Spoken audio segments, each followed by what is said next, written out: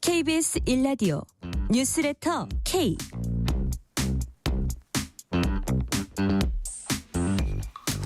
안녕하세요. 뉴스레터 K 진행하는 전종철입니다.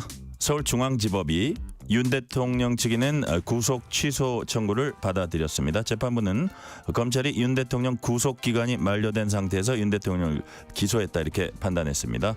재판부는 또 공수처법 등 관련 법령은 공수처의 수사 범위에 대해 명확하게 규정하지 않고 있다고 판단했습니다. 따라서 절차의 명확성, 수사 과정의 적법성에 관한 의문의 여지를 해소할 필요가 있다고 했습니다. 이에 대한 여야의 평가는 극명하게 엇갈렸습니다. 이를 포함한 핵심 정치 현안들 정치 토크 코너에서 자세히 짚어봅니다. 전해철 전 민주당 의원 인터뷰에선 민주당 내 비명계 움직임과 이재명 대표의 관계 설정 등에 대해 자세한 얘기 나눠보겠습니다. 문자샵 9730, 짧은 문자 50원, 긴 문자는 100원, 어플리케이션 콩으로 보내시면 무료입니다. 유튜브 KBS 1라디오 계정 채팅으로도 얘기 나누실 수 있습니다. 문자 보내주시면 추첨을 통해서 커피 쿠폰 보내드릴 테니까요. 여러분의 이야기도 많이 들려주세요. 뉴스레터 K 지금부터 시작합니다.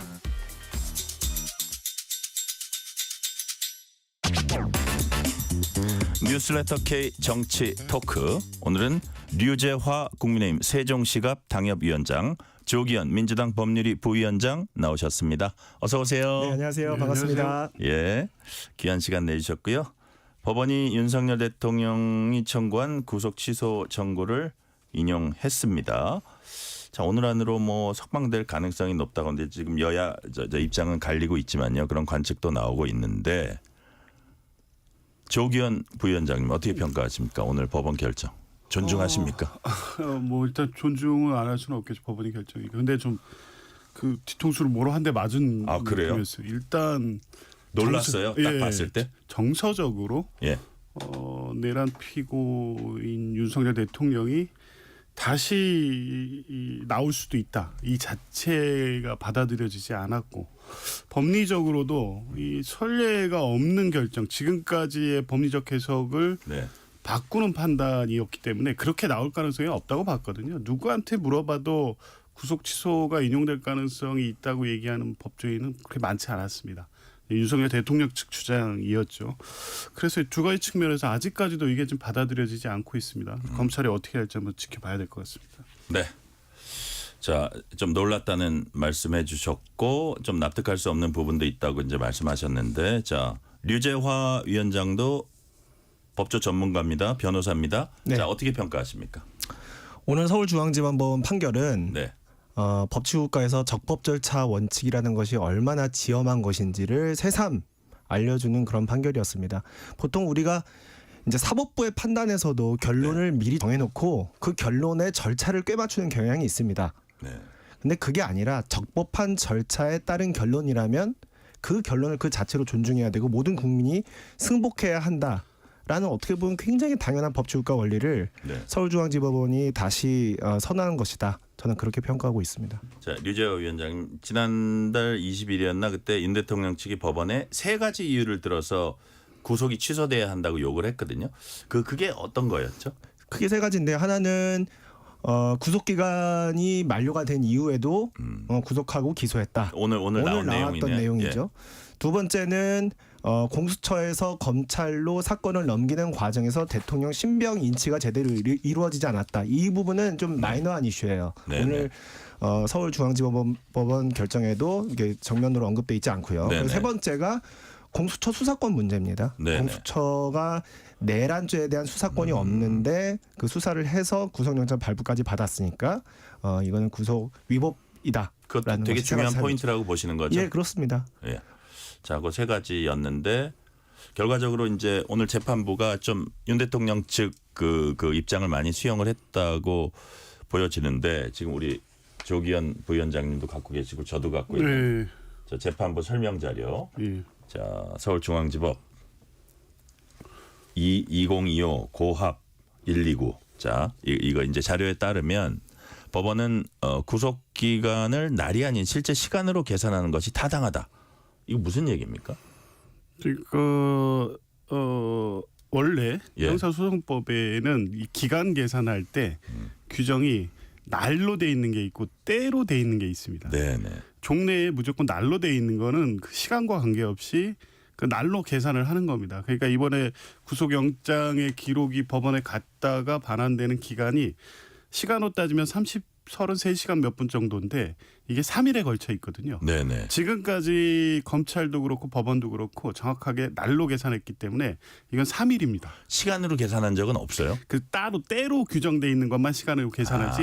그런 지금까지 구속영장 실제 심사의 기한을 정할 때 이거 날로 다 계산했거든요. 그래서 이번 재판부도 종래 산정 방식이 타당한지 여부 네. 이렇게 해놓고 판단을 한 겁니다. 그러니까 기존의 이 결정과 법 해석을 변경한 겁니다. 그런데 왜 굳이 이 사건에서 했느냐 문제제기가 될 수밖에 없는 거죠. 그러기 위해서는 그러니까 할 수는 있다고 보시는데 왜 굳이 이 사건에서 시간 얘기를 하냐 그런 말씀이에요? 할 수 없다고 봅니다. 왜냐하면 왜요? 형사소송법에 이 구속 전 피의자 신문 관련된 202조의 8항인가요? 거기에 네.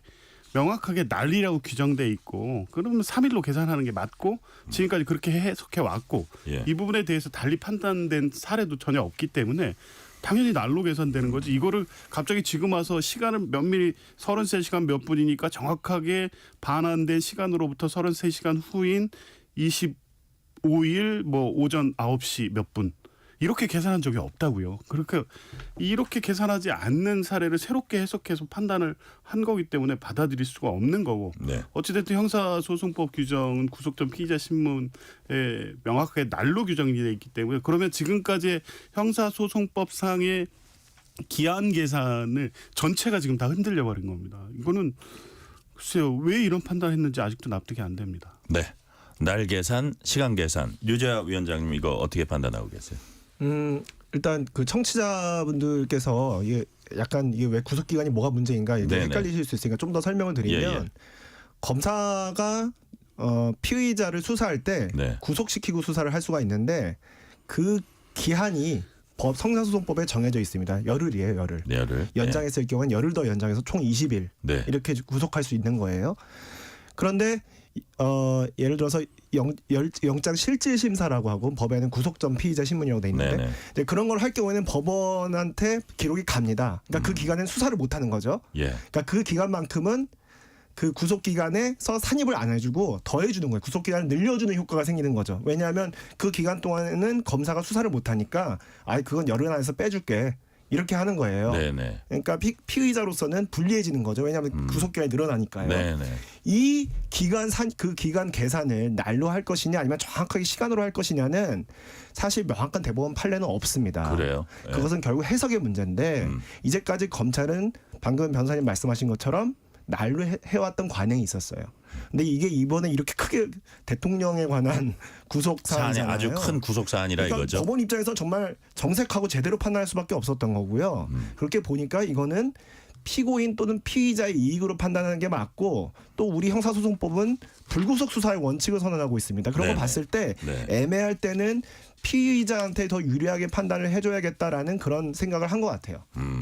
자, 그런 아주 막중한 구속 사유, 막중한 사건에 있어서 엄밀하게 판단해 보니 그렇게 판단을 한 것 같다는 게 기간에 따라서 류재하 위원장 그렇게 말씀하신 거고. 자, 이게 제가 이제 참고 자료 3장짜리인데 2장은 기간에 관한 거고 그 다음에 제목이 뭐냐면 소제목이 그 밖에 사정에 의하더라도 구속 취소 사유가 인정되는지 여부 이렇게 이제 제목이 돼 있고 그래서 이런 사유 하면서 아까 말씀하신 그 공수처의 수사권 이런 문제들에 대해서 이제 쭉 얘기가 있고요.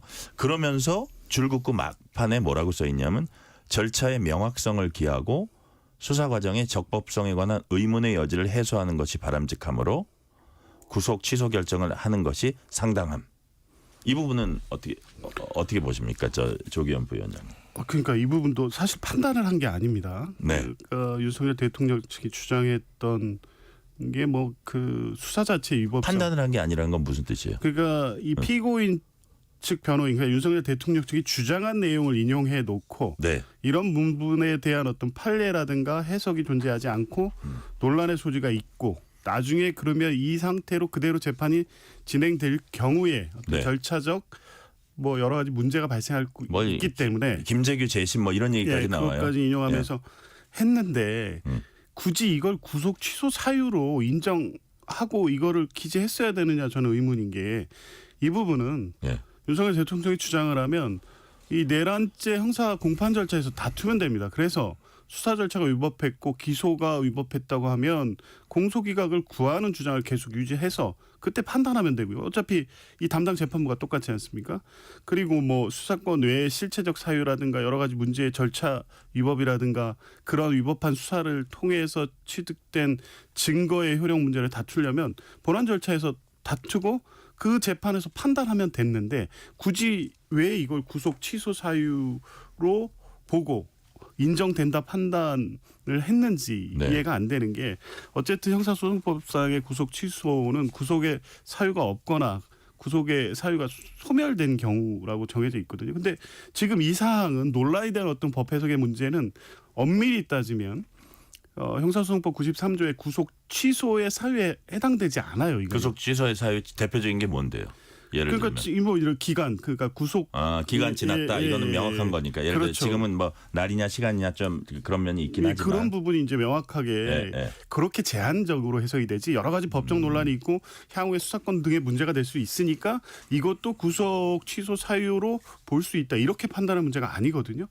굳이 이런 논란을 왜 자초했는지. 법원이 오히려 자초했다? 그렇죠. 법원이 논란을 정리한 게 아니고요. 아니죠. 왜냐하면 이게 문제가 된다 그러면 좀 전에 말씀드린 것처럼 공판 절차에서 그대로 다툴 거기 때문에 그게 공소 기각 사유인지 아니면 위법 수집 증거의 문제인지 계속 주장을 할 거란 말입니다. 그때 판단을 하면 되는데 이게 이런 문제가 있을 수 있다는 거를 전제해 놓고 그 관련된 구체적 판단을 또 하지를 않았습니다.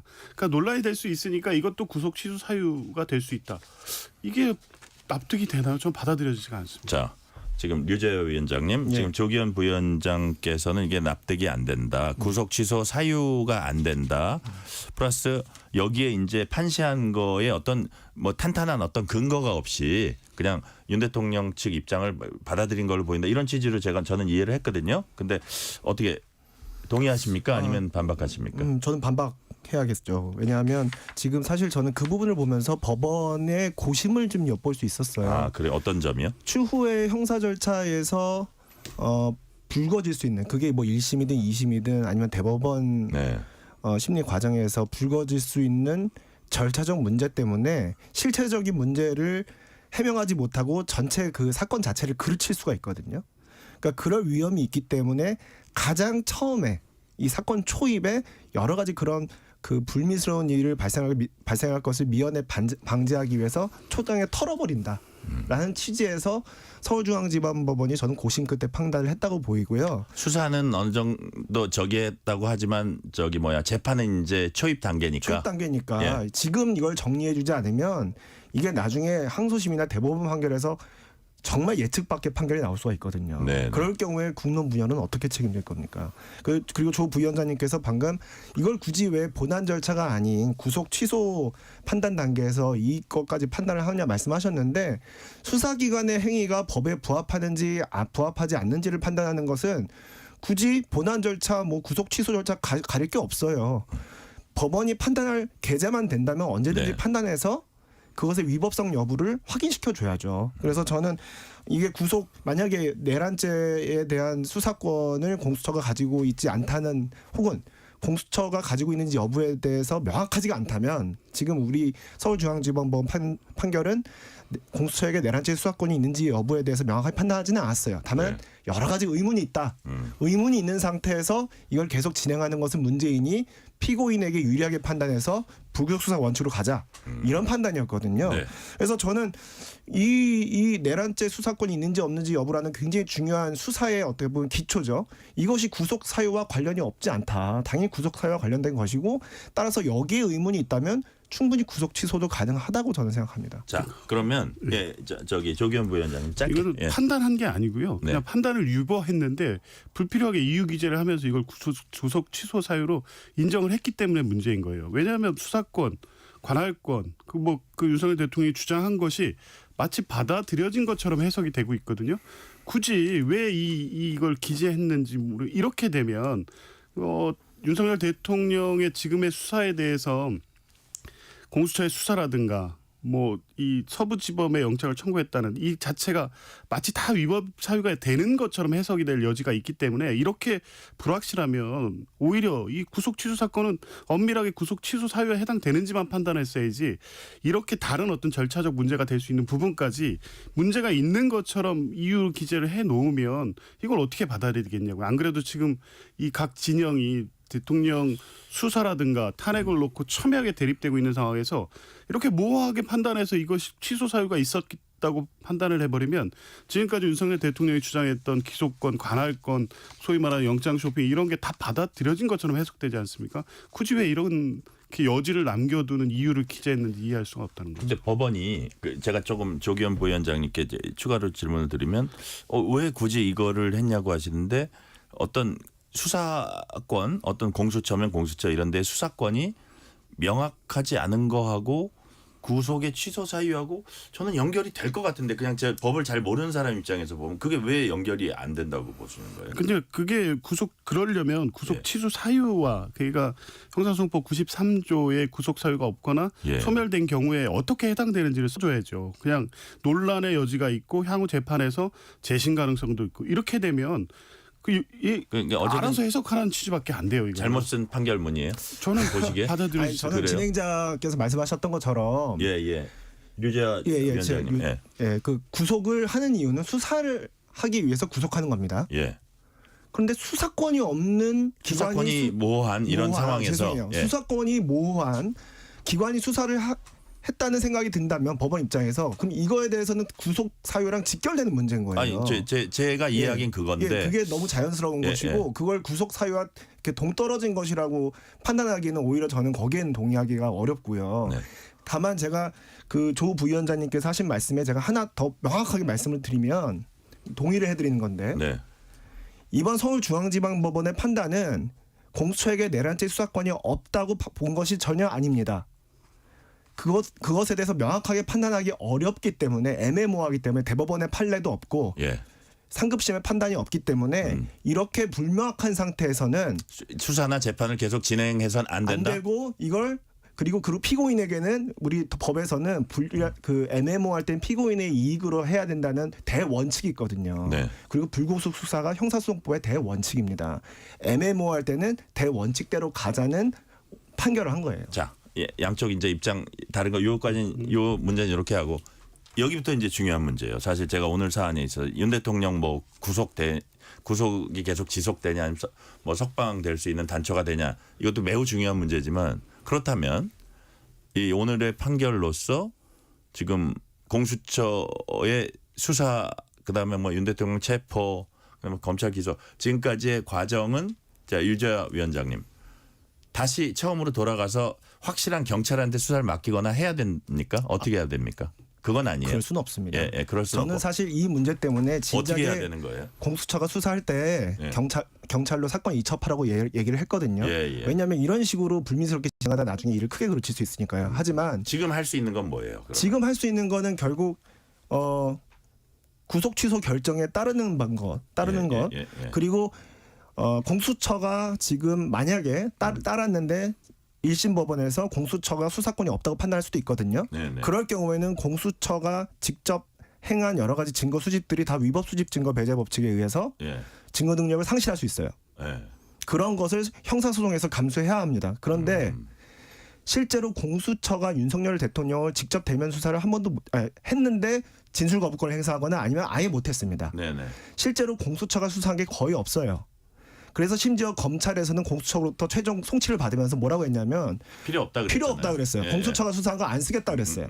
그러니까 어떻게 보면 형사재판에서 대부분 검찰이 이미 수사해온 그 증거들을 바탕으로 재판이 진행된다고 가정했을 때 이번 결정이 형사소송 결과에 미칠 영향은 제한적이다. 없진 않겠지만 제한적이다. 저는 그렇게 판단합니다. 그러니까요. 어떻게 조기현 부위원장님도 똑같은 생각이세요? 같은 생각이죠. 이거 되돌릴 수가 없습니다. 수사가 미진했던 비협조로 해서 그 제대로 이루어지지 않았든 간에 수사 절차는 완료가 됐고요. 기소가 됐습니다. 이 구속 여부만 문제됐던 건데요. 그래서 이걸 되돌려서 다시 한번 뭐 수사를 해가지고 이 수사권에 제기되고 있는 문제의 어떤 뭐 하자를 해소할 방법이 없어요. 네. 그럼 할 수 있는 거는 그냥 구속을 취소해 주는 것밖에 없는데 수사 절차에 문제가 있고 이것을 이 재판부가 결국에 판단해야 되는데 왜 굳이 구속 취소라는 이 국민들이 그리고 기존 선례에도 반하는 국민 정서에 반하는 결정을 왜 했냐 이거죠. 이후에 재판에서 다 다투어질 문제고요. 관련돼서 추가 수사나 보완 수사가 이루어지려면 관련된 다른 인지 사건이나 별건 아니면 이 수사를 다시 되돌려서 할 수도 없거든요. 이제 그렇기 때문에 더 납득이 안 되는 거죠. 왜 이 사유를 기재해서 구속 취소를 하면서 그것이 이러한 여러 가지 논란이 되는 게 논란이 있다는 사유를 기재하면서 그거를 구속 취소의 사유로 봤는지 그게 이해가 안 되는 부분입니다. 자, 그럼 이 부분에서 하나 더 조기현 부위원장께 여쭤볼게요. 이제 탄핵 심판에 과연 영향이 있을 수 있는지 네. 이 부분인데 이게 이제 사람들이 더 관심일 것 같아요. 근데 뭐 예를 들어서 법원이 수사 과정의 적법성에 의문 해소한다 했는데 이거는 주로 공수처에 관한 거였는지 예를 들어서 헌재가 검찰 조서 증거로 채택한 거하고는 상관이 없는 건지 그래서 헌재 그 윤 대통령 탄핵 심판에는 뭐 사실상 상관이 없는 건지 그건 어떻게 보세요? 전혀 영향이 없다고 봅니다. 전혀 영향이 없다. 예, 뭐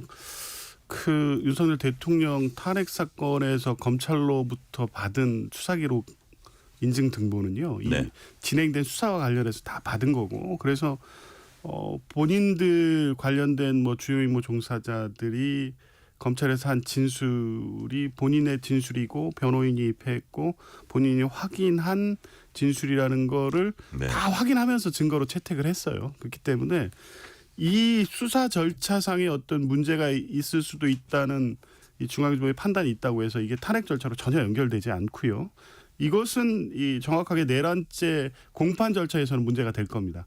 이게 전혀 무관하고 그래서 탄핵 심판 절차 진행이라든가 관련된 증거 채택에 대한 효력의 문제라든가 탄핵 소추 사유 중에 내란 행위와 관련된 부분과 관련해서 이 판단을 에 의해서 달리 판단될 여지가 전혀 없기 때문에 아마 헌법재판소는 오늘 중앙지법의 결정을 전혀 고려는 안 할 겁니다. 네. 류재화 위원장께서는 지금 조기현 부위원장 말씀 동의하십니까? 어떠십니까? 뭐 별개의 절차니까. 네네. 그 지금 구속 취소 결정이 아까 제가 말씀드렸다시피 형사 본안 재판에도 미치는 영향이 제한적이라고 말씀을 드렸는데 네. 전혀 절차가 별개인 헌재 심판. 대통령에 대한 탄핵 소추 네. 헌재 심판 절차에 영향을 미칠 여지는 더 적다. 예. 다만 지금 아까 저기 조 부위원장님께서 국민 정서에 반하는 결정을 왜 굳이 이렇게 무리하게 했느냐라고 하시는데 적법 절차 원칙이라는 것은 정서를 고려하지 않습니다. 오직 헌법과 법률과 법관의 양심에 따라서 판단하는 거예요.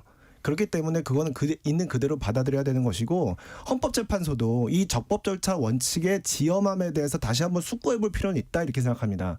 예를 들어서 지금 한독수 권한대행, 그러니까 총리죠. 한독수 총리 권한대행에 대한 권한쟁의 심판이라든가 지금 탄핵 심판 같은 거 이걸 빨리 할 수 있는데도 불구하고 단추를 꿰는 순서대로 다시 이렇게 풀어야 되잖아요. 네. 그런데 거꾸로 만약에 윤석열 대통령에 대한 탄핵 심판 결정을 먼저 하고 그다음 한덕수 권한쟁의 심판 같은 걸 그 이후에 하면 이게 단추를 풀고 꿰는 순서가 잘못되는 거거든요. 그러니까 이런 부분도 다 적법 절차와 관련된 거거든요. 제가 왜 적법 절차를 말씀드리냐면 저는 그 결론에 대해서 어떻게 하자고 말씀드리는 게 아니에요. 절차적 정당성이 담보돼야 그 결과의 정당성이 담보되고 네. 그래야 모든 국민이 그 결과에 승복할 수 있기 때문이거든요. 지금 계속 국론이 분열되고 있는데 이럴 때야말로 우리가 적법 절차 원칙을 금과 옥조처럼 새겨야 조금이라도 더 통합시킬 수 있습니다. 그런 점에서 저는 서울중앙지법원의 이번 판결은 굉장히 평가할 만하다고 생각합니다. 우리 국민이 수용할 수 있어야 해요. 윤 대통령 측은 사필기정이다. 대한민국 법치가 살아있음을 느낀다는 입장 냈고요. 이와 관련해서 권영세 국민의힘 비대위원장의 발언 들어보시겠습니다. 법원이 법리와 양심에 따라 현명한 결정을 내려준 데 대해 국민과 함께 환영합니다. 지금껏 정치적 목적을 가진 무리한 수사와 법적 절차가 이루어지면서 국민들께서는 큰 혼란과 불안을 겪어야 했습니다. 이번 결정이 대한민국 헌정 질서가 바로잡히는 계기가 되길 바라며 우리 사회가 더 이상 법적 논란으로 분열되지 않고 국민 통합의 길로 나아가기를 기대합니다. 아울러 헌법재판소도 오직 헌법 가치에 입각해서 공정하고 정의로운 판결을 내려주시기를 바랍니다. 특정 정파의 이해관계를 넘어 국민의 신뢰를 받는 독립적인 헌법 수호기관으로 역할을 다해 주시기 바랍니다. 자, 절차적 문제를 제기한 데 대해서 법원이 여권 측 손을 들어줬다 이런 취지를 들리는데 일단 민주당 얘기 들어보고 제가 질문 이어갈게요. 민주당은 검찰은 즉시 항고해서 재구속해야 한다 이렇게 주장했습니다. 한민수 대변인 얘기 들어보시겠습니다. 내란 숙에 윤석열에 대한 석방이 웬 말입니까? 검찰은 즉시 항고해야 합니다. 이번 법원 결정은 헌법재판소의 윤석열 탄핵 심판과는 전혀 무관합니다. 영향을 주지 않을 것입니다. 자, 조기현 부위원장님, 이제 민주당은 이렇게 다시 항고해가지고 재구속해야 된다 이렇게 촉구를 했잖아요. 네. 근데 저희 이렇게 나오는 기사들을 보니까 검찰이 아마 항고는 안 할 것 같은 분석 기사들이 조금 나오더라고요. 그래서 이 항고 진짜 할까요? 어떻게 예상하세요? 항고는 할 것 같고 해야 된다고 그래요? 봐요. 왜냐하면 종래 방식을 변경한 거예요. 기존의 법 해석. 그러니까 지금 검찰 조직 또 법원이 이 구체적으로 이런 정도의 사례, 이런 정도의 비중 있는 사건을 가지고 판단한 적은 없을 수 있지만 이것은 지금까지 확고하게 유지되던 법 해석이었고 네. 형사소송법 문헌상도 날로 기재돼 있기 때문에 그것을 변경하는 판단이기 때문에 당연히 항고해서 다퉈 봐야 되죠. 그리고 더군다나 이제 이유 계속 문제가 되고 있는 부가적인 기타 그밖에 기타 구속 취소 사유 인정한 부분이요. 이게 이제 지금 위원장님은 적법 절차 원칙 얘기하는데 이런 논란을 계속 제기는 했지만 몇 차례 판단이 있었던 거 아닙니까? 이 주장을 구속 취소사에서만 주장한 게 아니었어요. 체포영장의 이의 신청, 체포 적부심, 구속영장 실질 심사에서 다 주장했던 거잖아요. 그건 관할권, 기소권, 공수처의 수사권, 직권남용죄로 내란죄를 연결시킨 게 있는지 네. 다 다투었는데 어쨌든 구속이든 체포든 위법한 절차였다고 하면 그 단계에서도 다 법원 판단이 몇 차례나 있었던 거잖아요. 그럼 적법 절차 원칙을 위배했다고 볼 수 없고요. 그 부분에 대해서 그래서 새삼 구속 취소 사유로 기재한 것이 민주당으로서는 잘 받아들여지지 않는 거고요. 그래서 즉시 항고를 검찰은 당연히 해야 되고 본인들이 어쨌든 날짜 계산을 하는 거에 있어서 이게 명확하다고 봤기 때문에 한 거잖아요. 그런데 지금까지 산정하는 방식하고 달리 산정했다고 하면 그것이 타당한지에 대해서 즉시 항고로 당연히 다퉈야 되죠. 왜 항고를 안 한다는 얘기가 나오는지 모르겠는데 저는 그렇게 될 것 같지 않습니다. 항고해야죠. 대통령한테 미안해서 항고를 안 하는 것 같지는 않고 류재하 위원장님 어떻게 할 것 같아요, 검찰이? 저는 검찰 판단은 사실 원칙적으로 얘기하면 서울중앙지법법원 결정문을 읽어보고 예. 이게 말이 되네, 네. 납득이 된다 하면 안 하는 게 맞는 것이고 이건 부당하다 하면 항고를 하는 거겠죠. 네네. 그래서 그거는 좀 지켜봐야 될 것 같아요. 지켜봐야 될 것 같고 검찰 판단에 맡기는 문제인데 네. 다만 방금 조 부위원장께서 말씀하신 내용 중에 제가 좀 이의를 제기하고 싶은 얘기가 있는데 서울중앙지방법원의 이번 판단도 그 자체로 존중돼야 되고요. 이전에 있었던 그 수사권 논란에도 불구하고 네. 서울 서부지방법원의 영장 판단도 그 나름대로 존중돼야 되는 거예요. 서울 서부지방법원 판단은 존중돼야 되고 서울중앙지방법원 판단은 존중되지 말아야 된다고. 이 자체가 그거는 내로남불인 거예요. 법을 그렇게 사용하면 안 되는 겁니다. 서울중앙지방법원 영장도 그 자체로 존중돼야 되고 이번 구속 취소 판단도 서울중앙지방법원의 판단인 거예요. 그래서 존중해야 된다는 거죠. 그리고 하나 이제 참고적으로 말씀드리면 구속 취소 결정에 대한 재판은 아니었지만 구속 집행 정지 결정에 대해서도 즉시 항고를 할 수 있었거든요. 네. 그러니까 구속 집행 정지도 마찬가지로 이제 구속된 사람을 풀어주는 거죠. 네네. 그것에 대해서 즉시 항고 조항이 원래 형사소송법에 있었는데 2012년에 헌법재판소에서 위헌 결정을 했습니다.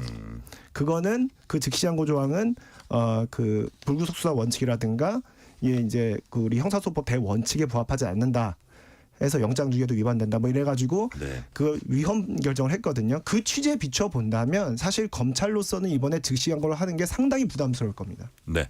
자, 요 질문은 정말 15초만 대답해 주세요. 자, 안 그래도 장외 여론전 좀 뜨겁습니다. 이번 법원 결정이 이 주말에 탄핵 찬반 시위 좀 더 과열시킬 거라고 보세요. 어떻게 보세요? 조기현 부위원장. 그렇게 될 수밖에 없죠. 그래요? 일단 탄핵을 찬성하고 신속한 헌법재판소 결정을 촉구하는 입장에서 보면 네. 이 결정 자체도 받아들여지지 않는 데다가 이것을 어떤 실질적 의미를 확대 과장 왜곡해서 마치 윤석열 대통령이 내란 관련된 아무런 어떤 이 범죄 사실이 없는데 위법한 수사를 통해서 이렇게 만들어졌다. 그러니까 내란 공작, 탄핵 공작 이렇게 연결시킬 거예요. 아마 내일 당장 그런 목소리가 나올 거기 때문에 네. 이제 그래서 명확한 판단이 아니면 구속 취소 사유로 쓰지 않고 차라리 산정 방식의 문제만 지적했다면 차라리 나을 건데 지금 기타 구속 취소 사유 인정한 부분 때문에 이런 부분을 가지고 정치적으로 이용할 문제가 생길 거예요. 네. 유재하 위원장님. 예, 그 시위가 더 격화될 것으로 생각하고 굉장히 그것은 불행한 일입니다. 불가피한 일이기도 한데 불행한 일입니다. 그렇기 때문에 제가 아까 말씀드렸다시피 이번 결정이 절차의 문제지 뭐 결론의 문제가 아니라는 거, 형사재판 절차에 영향이 제한적일 거라는 거, 탄핵 심판 절차에 영향을 거의 미치지 않을 것이라는 거, 이게 사실 모든 법조인이라면 동의할 얘기거든요. 네. 이 내용을 저희가 많이 알려서 국민들이 이 결정을 정적으로 이렇게 정적으로 소비하지 않도록 저희가 진실을 좀 잘 알려야 될 것 같습니다. 네. 이 시간 교통 상황 알아봅니다. 라디오 교통정보센터 김민혜 리포터 나와주세요. 네, 이 시각 교통정보입니다. 금요일답게 도로 이동량 빠르게 늘고 있습니다. 고속도로는 수도권 제1순환고속도로 이산에서 판교 쪽, 자유로 부근 3차로에서는 화물차 관련 사고나 처리하고 있고요. 김포 요금소에서 송내까지는 12km가량 주춤합니다. 서해안고속도로 서울 쪽은 서평택 분기점에서 화성 휴게소까지 10km 정체, 이후 매송 휴게소에서 매송 또 일지 분기점부터 금천까지 각각 어렵습니다. 평택 시흥고속도로 시흥 쪽은 조암에서 남한산 분기점까지 18km 주춤하고요. 중부고속도로 남이 쪽은 진천에서 진천 터널까지 9km 정체입니다. 또 남해고속도로 부산 방향은 북부산 요금소부터 덕천까지 6km 막힙니다. KBS 교통정보센터였습니다.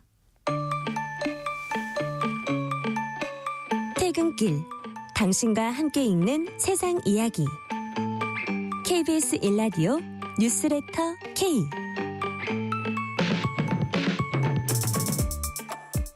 실시간 교통 상황 살펴봤습니다. 뉴스레터 K 정치 토크 류재화 국민의힘 세종시갑 당협위원장, 조기현 민주당 법률위 부위원장과 얘기 나누고 있습니다. 자, 한덕수 총리 얘기 좀 해볼게요. 한덕수 총리 탄핵 심판에 대한 헌재 종합평의가 오늘 열렸습니다. 국민의힘 헌재 측에 조속히 결론 내달라고 거듭 요구하면서 권성동 원내대표는 헌재가 정치적 유불리 주판화를 튕긴다고 했습니다. 이 발언에 대해서 조기현 부위원장님. 헌재가 정치적 유불리를 따질 이유가 있나요? 제가 뭐 예를 들면 뭐 그 추정하거나 추측하는 것처럼 윤석열 대통령 탄핵 결정과 관련해서 평의 과정에서 의견이 뭐 팽팽히 맞서거나 이래서 네. 구인 체제를 해야 뭐 한다는 어떤 의도가 개입된다면 모르겠는데 지금 8명의 재판관에 의해서 대통령 탄핵 결정이 나올 것이 거의 확실시되고 있는 이 시점에 굳이 한덕수 총리 문제를 이것과 연계시켜서 유불리를 따질 아무런 이유가 없고요. 이 사건의 어떤 평의 결과에 따라서 하는 건데 대통령 심판 탄핵 심판 사건 중심으로 이 시급성에 따라서 약간 밀린 거고 또 심판 절차에서 1회 변론기를 끝나고 결심을 했지만 그 뒤에 이제 국회 측이 관련된 수사기록 인증 등본 촉탁 신청했고 주장 뭐 그 신청할 때 그냥 신청서만 넣지 않고 사유도 기재했을 거예요. 이러이러한 이유 때문에 한덕수 총리 관련된 탄핵 사유 중에 좀 봐야 될 게 있고 네. 최상목 대행이라든가 관련된 수사에서 나올 수 있는 부분이 있기 때문에 필요가 있다라고 그 수사기록 신청을 했을 거고. 자, 국무위원 진술조서 말씀하시는 거예요? 예, 그러니까 그런 부분 받아. 이거를 또 한 번 신청했더라고요. 그래서 여권에선 이거 진짜 시간 끌어가지고 한덕수 총리 거 기각되고 이러면 또 약간 여론상에 불리해서 이런 거 아니냐 이런 또 얘기도 해요. 국회 측에서는 당연히 탄핵 사유가 충분히 소명된다고 봐서 탄핵을 한 것이고 예. 관련돼서는 사실은 뭐 한덕수 총리 관련된 그 증거가 좀 확보가 덜 된 건 맞죠. 그래서 이제 추가적인 어떤 입증을 하겠다는 것이고요. 네. 뭐 기각이든 인용이든 뭐 어떤 결정이 나올지 알 수는 없지만 국회 측에서는 최대한 어떤 입증을 통해서 인용 결정이 되도록 해야 되는 노력을 끝까지 하는 거고 아마 그래서 헌법재판관소도 재판관 평의를 통해서 그런 국회 측의 주장 중에 일부 뭐 필요성이 있다고 인정됐기 때문에 네. 수사기록 인용 등본 촉탁 신청을 받아들여서 한 거잖아요. 근데 검찰이 거부해가지고 지금 안 되는 것뿐인 거고. 자, 그게 변론을 한 번으로 종결할 때만 해도 곧 나온다고 생각했거든요. 네. 자, 류재호 위원장 왜 이렇게 이게 시간이 끈다고 보세요? 저도 그 점이 잘 이해가 가지 않아서 예. 이해가 가지 않으면 저희가 이것저것 추측을 하게 되지 않습니까? 예, 예. 그러니까 이제 정치적 유불 얘기까지 나오는 거예요. 아까도 말씀드렸지만 대통령에 대한 탄핵 소추가 제일 먼저 있었고 그다음 한덕수 국무총리에 대한 권한 대응으로서의 탄핵 소추가 그다음 있었지 않습니까? 네. 그럼 이걸 풀 때는 거꾸로 푸는 거예요. 한덕수 권한 대행 사건부터 빨리 나와야 되는 거거든요. 한덕수 권한 대행 사건 중에서도 그 대통령 권한 대행 탄핵 의결 정족수 문제 있죠. 이거는 무슨 사실관계를 확인할 것도 없는 문제예요. 그냥 법리 판단만 하면 되는 거거든요. 한 2, 3일이면 되는 문제예요. 그럼 이거 먼저 결정을 해놓으면 탄핵 심판 사건은 수르르 풀리는 거거든요. 근데 지금 가장 빨리 결정할 수 있는 그 의결 정족수 사건을 판단하지 않고 있습니다. 계속 이렇게 기다리고 있는 걸 보면 아까 그 진행자께서 말씀하셨던 그런 의혹. 혹시 뭐 기각이 될 경우에 그러면 혹시 민주당한테 불리한 거냐 뭐 이런 의혹을 하지 않을 수가 없게 되는 거죠. 그래요. 예. 기각된다고 네. 조기현 부위원장님. 비판은 받을 수 있지만 이게 정치적 유불리로 해석될 여지가 있나요? 뭐 기각받으면 무리한 탄핵했다라는 정치적 부담 비판 받을 수 있죠. 뭐 감당할 수 있는데 아니 근데 그 자체도 그렇지만 어쨌든 이게 우리나라 넘버 1과 넘버 2가 지금 탄핵 심판을 같이 받고 있고 뭐 같은 날 나오니 많이 뭐 이런 얘기도 나오고 있으니까 아무래도 민감할 수밖에 없을 것 같아요. 뭐 민감하긴 하죠. 예. 총리고 권한 대행에 대한 탄핵이었으니까. 근데 그 시점 기준으로 해서 그 한덕수 총리도 실제 비상계엄 내란을 방조 내지 가담한 사실은 분명히 인정되는데 그게 탄핵 사유에 이르느냐에 대한 다툼의 여지는 있지만 소추 네. 사유는 사유는 분명하게 있는 것이고 그 부분에 대해서는 더군다나 이제 그 재판관 불임명에 관련된 사유도 있고요. 탄핵 소추 사유가 있다고 본 것이고 했고 그 뒤에 이제 최상목 대행이 국무위원 순서에 따라서 권한 대행을 하고 있기 때문에 네. 지금에 와서는 뭐 만약에 기각되면 그거에 대한 정치적 부담을 안을 수는 있지만 그 자체가 잘못됐다까지 이렇게까지 보지는 않습니다. 네, 다음 주제로 넘어갈게요. 곽종근 전 사령관 지인과의 통화 녹취 이걸 두고 여야가 공방을 벌이고 있습니다. 자, 국민의힘은 내란죄 핵심 증거라던 곽 전 사령관 진술이 오염됐다면서 오늘 뭐 고발 조치하겠다 이렇게 입장을 밝혔어요. 서울중앙지검에 고발하겠다 그랬는데 누구를 고발하냐? 김병주, 박선원, 박범계, 부승찬 플러스 알파 이렇게 민주당 의원들을 이렇게 고발하겠다고 했는데 류재호 위원장님, 예. 민주당 의원들을 고발한다는 거는 어떤 회유를 통해서 진술을 왜곡했다, 오염시켰다 이런 뜻인가요? 그렇죠. 회유를 통해서 특정한 진술을 하게 만들었다. 그러니까 네. 거짓 진술하게 만들었다는 그 사실관계를 밑에 깔고 있는 거죠. 네, 이제 그렇기 때문에 이제 법적으로는 뭐 강요죄, 위증 교사죄, 그리고 직권남용 권리행사 방해죄 이런 것들이 아마 적용될 수 있을 겁니다.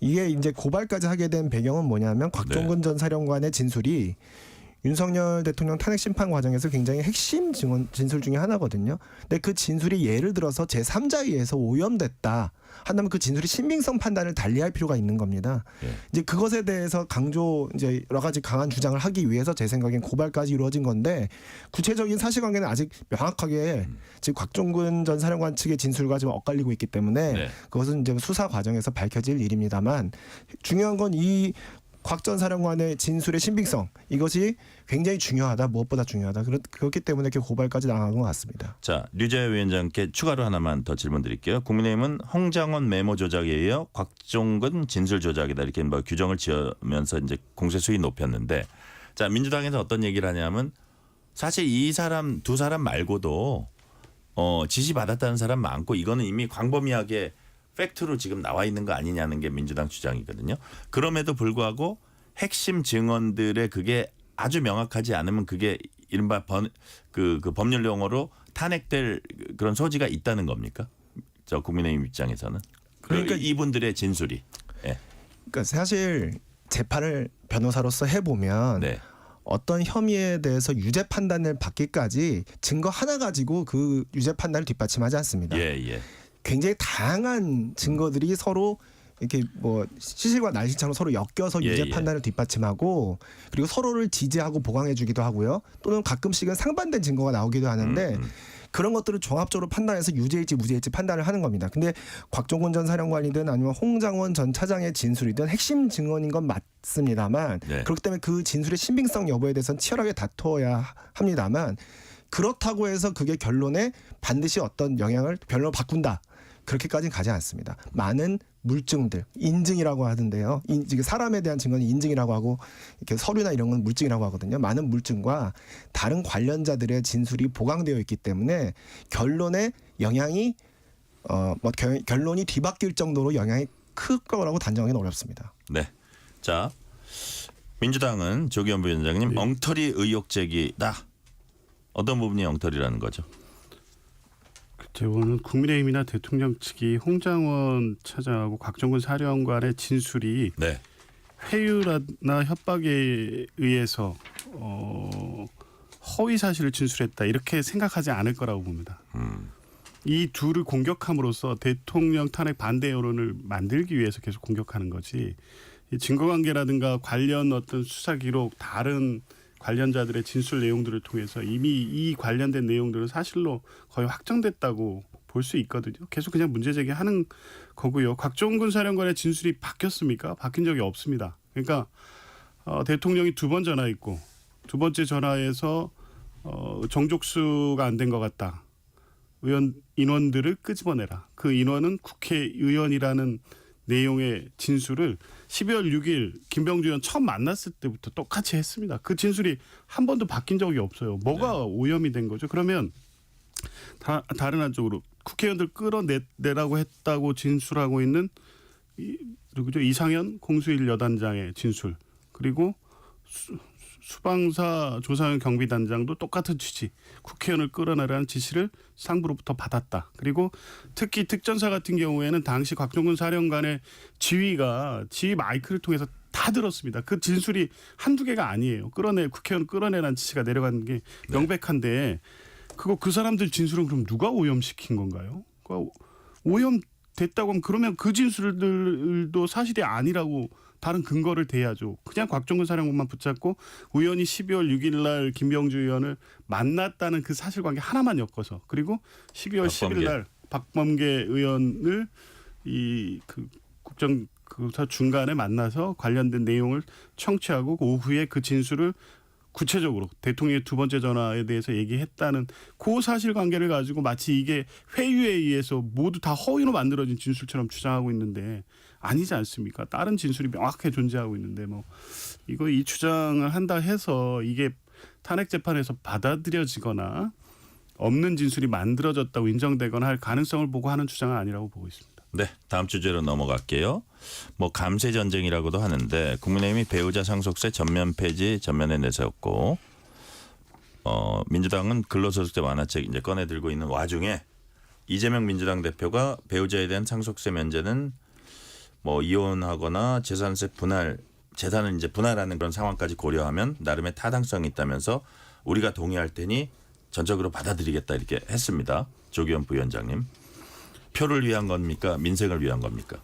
이재명 대표가 계속 지금 최근에 얘기해오던 스탠스에서 벗어나지 않았다고 봅니다.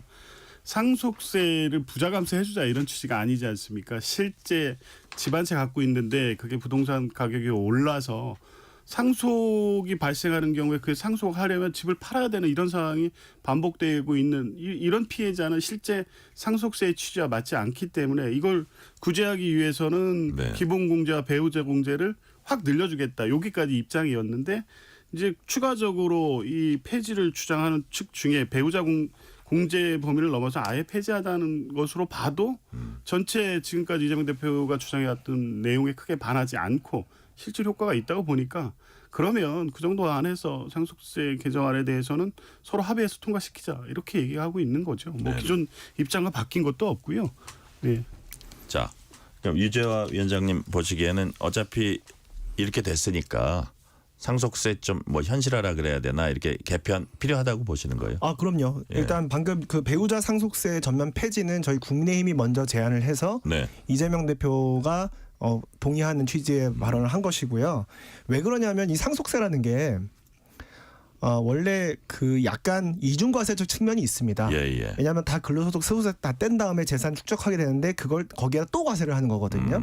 근데 그럼에도 불구하고 상속세를 물리는 이유는 뭐냐면 부의 대물림을 방지하기 위해서예요. 그러니까 진짜 부자들이 네. 그 부를 자식들한테 대물림하는 걸 방지해서 그 빈부격차 심화되는 걸 막기 위해 상속세를 물리는 건데 배우자는 대물림이 아니잖아요. 부부 공동재산을 함께 이룩하는 파트너잖아요. 네. 그렇기 때문에 배우자한테 상속세를 사실 부과한다는 것 자체가 상속세의 근본 취지에 맞지 않았어요. 그래서 국민의힘에서 반드시 고쳐야 된다. 그럼요. 예. 그래서 국민의힘이 그 근본 취지에 맞게 바꾸자고 먼저 제안을 한 겁니다. 네. 자, 지금 뭐 여야 원로들도 한 목소리로 이제 개헌해야 된다. 그러고 여권 잠룡들도 그렇고 야권 잠룡들도 그렇고 딱 한 분 빼고 다 이거 개헌이 시급하다. 지금 해야 된다. 정대철 전 의원 헌정회장인가요? 정대철 네. 회장께서는 딱 한 명만 얘기하면 돼. 뭐 이런 그 특유의 그분다운 이제 그 표현으로 이제 말씀을 하셨는데 자, 그래서 지금 이제 상황은 구도는 그런데요. 자, 한국갤럽이 지난 4일부터 6일 사이 전국 만 18세 이상 남녀 1,003명 대상으로 전화조사원 인터뷰 방식 자체 조사한 결과 이제 여론조사가 나왔어요. 현행 대통령제 바꾸는 개헌이 필요하다는 응답 54%, 필요하지 않다 30%. 자세한 내용은 중앙선거 여론조사 심의 참조하시면 됩니다. 자, 현실적으로 조기현 부위원장님. 이재명 대표 스탠스는 안 바뀔 것 같아요. 제가 보기에는. 그렇게 보십니까? 네. 뭐 일관되게 얘기하고 있는 것처럼 네. 지금 이 지금은- 전국을 수습해야 된다? 그렇죠. 내란의 어떤 종식 이거에 매진할 때이지 매진 안 하고 이거를 하면 블랙홀처럼 여기에 빨려 빨려 들어가서 예. 지금 해야 된다고 보는 그 문제가 제대로 이렇게 매듭이 안 지어질 수 있다. 그렇죠. 내용적으로 연관돼 있는 게 지금 국면 어쨌든 비상계엄 내란 이후에 극도의 혼란을 빨리 정상화시켜서 네. 12월 3일 이전에 어떤 이 국정 안정이 될 수 있도록 만들어야 되는 거잖아요. 근데 네. 이 개헌 논의, 특히 권력구조 개편 논의로 가게 되면 대통령의 비상계엄 내란의 문제를 포함해서 그게 대통령의 그 윤석열이라는 어떤 개인 네. 이 특수한 어떤 이 문제가 아니라 자꾸 구조의 문제처럼 돼서 이 논란을 오히려 비상계엄 내란의 책임 문제를 희석시키는 결과가 될 수 있기 때문에 네. 개헌 논의는 피할 수 없고 당연히 해야 되고 민주당이 계속 주도적으로 얘기해 왔습니다. 그런데 시기적으로 그렇고 의도도 자꾸 지금 국면을 다른 방식으로 전환하기 위해서 개헌 논의를 이용해서는 안 된다. 그러면 이 비상계엄이 적어도 대통령 탄핵 심판 절차의 결정이 나오는 시점이 되면 대선 앞두고 입장 나오겠죠. 이재명 대표도 지금까지 해왔던 얘기도 있고 뭐 그 부분에 대해서는 당연히 피할 수 없고 하게 될 건데 하다못해 뭐 임기 단축제를 포함해서 모든 것들을 모든 이제 걸 검토해서 열어놓고 그걸 통해서 정리된 입장을 내긴 할 텐데 네. 지금 말고 이 내란 이 상황을 좀 종료하고 대선 국면에서는 뭐 각 대선 주자가 다 내놓을 건데요. 그때 다양한 논의라고 실제 가능한 실현 가능한 네. 시기와 내용 이런 부분에 대한 논의가 광범하게 있고 뭐 국민적 공감대가 그 대선 과정에서 또 만들어지지 않겠습니까? 네. 유재화 위원장님은 이재명 대표가 어쨌든 어쩜 대승적으로 이거 해야 된다. 이게 그 국민의힘 입장인가요? 그럼요. 예. 근데 이제 안 할 것 같은데 예.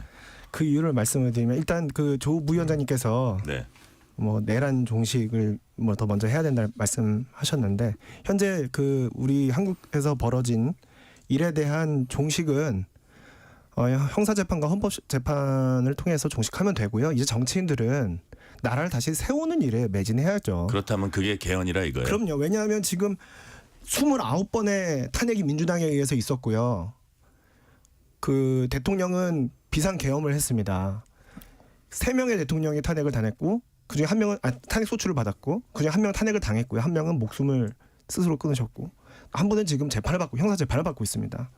지금 이 시스템 자체가 낡은 거예요. 87년 시스템은 이미 수명을 다했다고 봐야 되는 겁니다. 네. 그렇다면 5천만 주권자의 의지로 새로운 시대를 열어야 되는데 그 방법은 개헌이 맞는 거죠. 그런데 그 낡은 시스템에서 기득권을 향유하고 있던 사람들은 개헌을 반대할 수밖에 없습니다.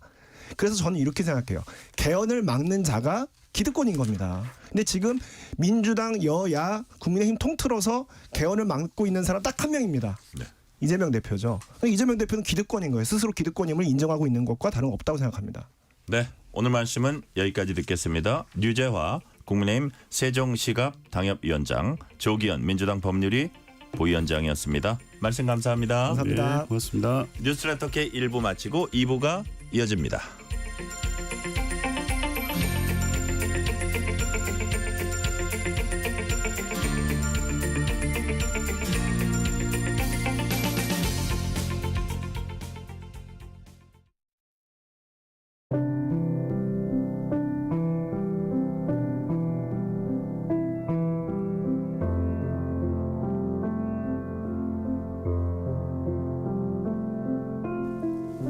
KBS 라디오 연중기획 희망충전 대한민국 628번째 이야기.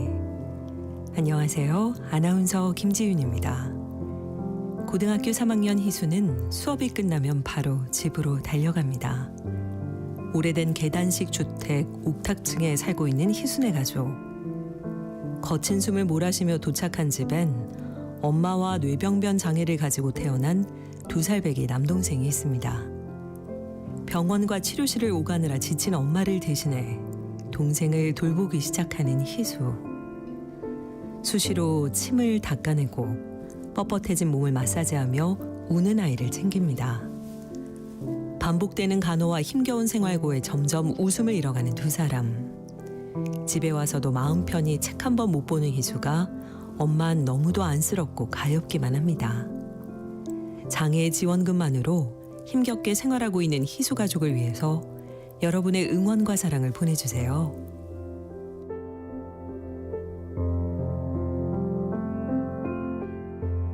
여러분의 따뜻한 손길이 희망의 빛이 됩니다. ARS 060-700-1580 060-700-1580 한 통화 3,000원으로 희망을 선물해 주세요.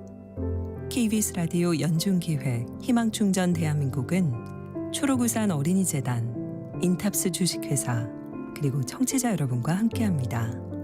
ARS 060-700-1580 한 통화 3,000원입니다.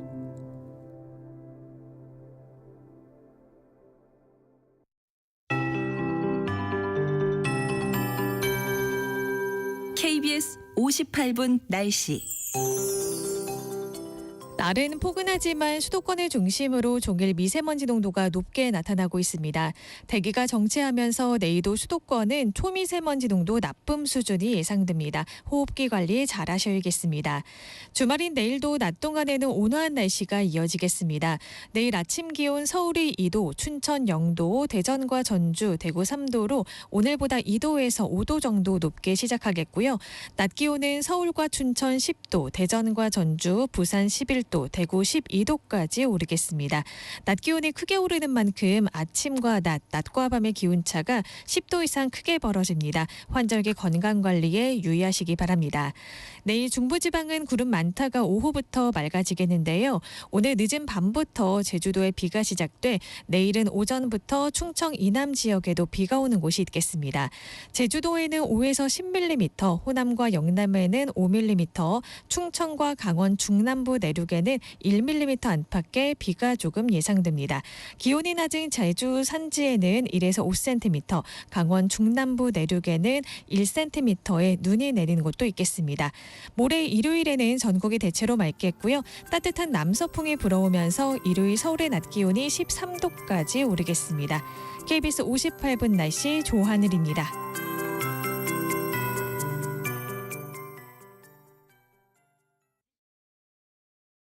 정성을 다하는 국민의 방송 KBS가 6시를 알려드립니다. AM 711kHz, FM 97.3MHz, KBS 1라디오입니다. HLKA.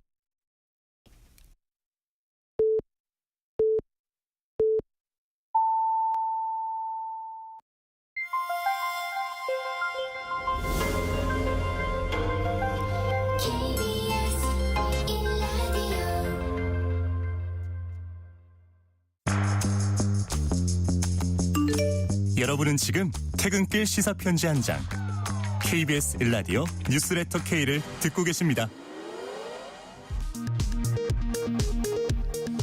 이 시각 라디오 정보센터 뉴스입니다. 내란 우두머리 혐의로 구속 기소된 윤석열 대통령의 구속 취소 청구를 서울중앙지법이 인용했습니다. 법원은 윤 대통령이 구속 기간이 만료된 상태에서 기소됐다고 봐야 한다는 등의 이유를 밝혔습니다. 윤 대통령 측은 검찰의 석방 지휘를 촉구했습니다.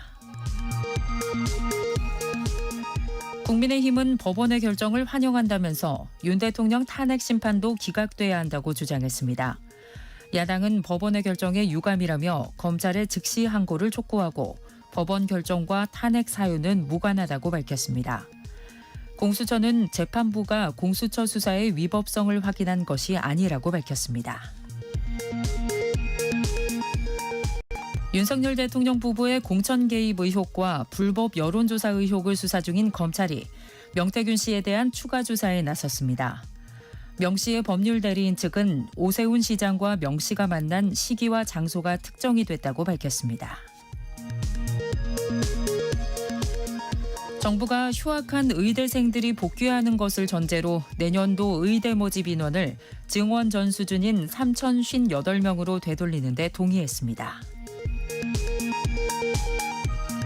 어제 경기도 포천에서 발생한 전투기 오폭 사고로 인한 부상자가 민간인 15명, 군인 14명 등 모두 29명으로 늘었습니다. 지금까지 라디오 정보센터 뉴스 편유희였습니다.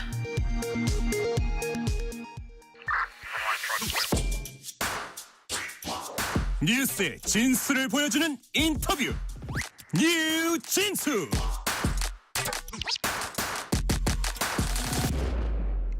통합 행보를 이어가던 민주당 이재명 대표가 21대 국회에서 자신의 체포동의안이 가결된 것과 관련해서 당내 일보와 검찰이 짜고 한 짓이라고 주장해서 파문이 일고 있습니다.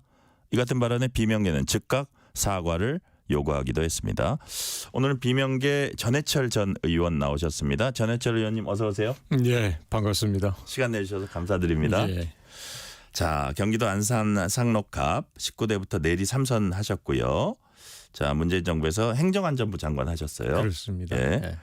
이 선거 관리한 장관이어서 이거 아무한테나 안 시키는 건데 여하튼 그 행정안전부 핵심 장관 하셨고요. 근데 이제 22대 총선에서는 공천을 받지 못하셨고, 자, 어떻게 보면 이제 1년 가까이 흘렀는데 어떻게 지내시고 계십니까? 예, 변호사로 복귀했고요. 제가 네. 10여 년 전에 했었으니까. 네네. 그래서 강연도 다니고 또 많은 그러시군요. 분들도 뵙고 예, 여유 있는 생활하고 있고요.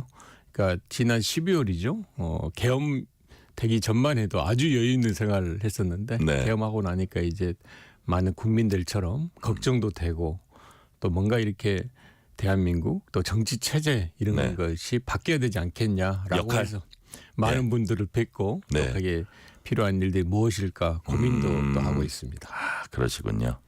자, 그렇다면 지금 뭐 12월 초 이후에 또 이제 그 이전의 분위기와는 많이 본인의 근황도 달라졌다는 취지를 지금 제가 이해를 했는데, 자, 그렇다면 오늘의 가장 큰 뉴스를 하나 짚고 가겠습니다. 윤석열 대통령 구속 취소 청구 인용, 이 판결은 어떻게 평가하세요?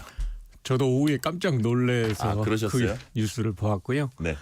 일단 그 사유에 대해서 이제 보면 이미 이제 설명 자료가 법원에서 나와 있지만 네. 좀 절차적인 문제입니다. 네. 그러니까 구속 기간을 계산할 때 날짜로 하냐, 네. 아니면 시간으로 하냐, 그렇죠. 또 소송 기록이 법원에 있을 때 그 기간을 산입하냐 마냐. 예. 절차적인 문제가 주로 이 구속 취소의 사유로 되어 있기 때문에 그렇죠. 저는 앞으로 있을 헌법재판의 그 파면 결정이라든지 또 헌법재판소가 거기에 대해서 지금 하고 있는 것에 큰 영향이 있지 않다. 헌법재판소의 탄핵 심판에는 영향이 있지 않다. 예, 큰 영향이 있지 않겠다고 생각하고요.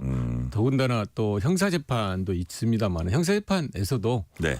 지금 이야기가 되고 있는 내란 행위라든지 형사 공소 기소 내용에 대해서 네. 유무죄를 다투는 데 있어서는 크게 영향을 주지 않지 않겠냐. 오늘 그 문제는 거의 철저하게 절차적인 문제에 국한돼서 이야기를 하고 있기 때문에 네. 저는 본질에 대한 헌법재판 또는 형사재판에 대해서는 큰 영향이 있지 않겠냐라고 생각합니다. 자, 오늘 판결이 윤 대통령이 받아야 하는 형사재판 절차, 그다음에 뭐 형사재판 절차 내용, 그다음에 그 탄핵 심판에는 영향은 매우 제한적일 거다 이렇게 이제 말씀을 해주셨어요.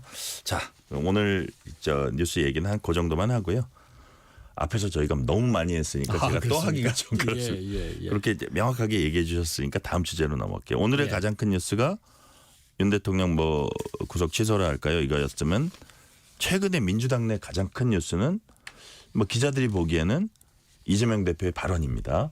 뭐 예를 들어서 뭐 우클릭 행보라든지 상속세 발언도 있지만 이게 과연 그러니까 툭 나온 얘기인지 정말 진심이 담긴 내용인지 어떤 뭐 의도가 좀 있는지 뭐 여러 가지 해석이 분분한데 뭐라 그랬냐면 당내 일부가 검찰과 짜고 한 짓이다.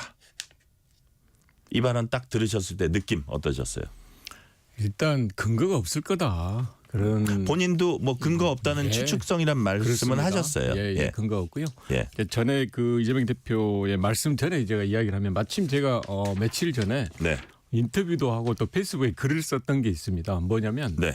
통합을 하기 위해서는 예. 실질적인 노력을 해야 된다. 근데 만나잖아요. 이렇게 만나면 네. 그 상대방이 여러 가지 이야기를 할 수 있잖아요. 예, 대안에 예. 대해서 이야기를 할 수도 있고 정치 체제를 좀 바꾸자. 정치 개혁에 대한 이야기를 하거나 또는 통합에 대한 이야기를 하거나 예. 이렇게 대화를 하면 그 대화 내용에 대해서 진지하게 경청할 뿐만이 아니고 할 수 있는 일들을 하고 네. 물론 다 할 수는 없잖아요. 그러면 안 되면 안 되는 거에 대해서 납득을 시키고 이게 대화를 하고 또 통합을 하기 위한 여러 가지 일들의 구체적인 또 효과가 있는 것일 텐데 그냥 대화만 한다고 되겠냐. 저는 가능하면 실질적 노력이 필요하다라는 이야기를 했는데 대화만 하면 되겠냐 만나기만 한다고 해서 통합이 되겠습니까 이런 워딩을 하셨던 것 그렇습니다. 같아요. 예. 예. 그런 이야기를 이제 했었는데 네.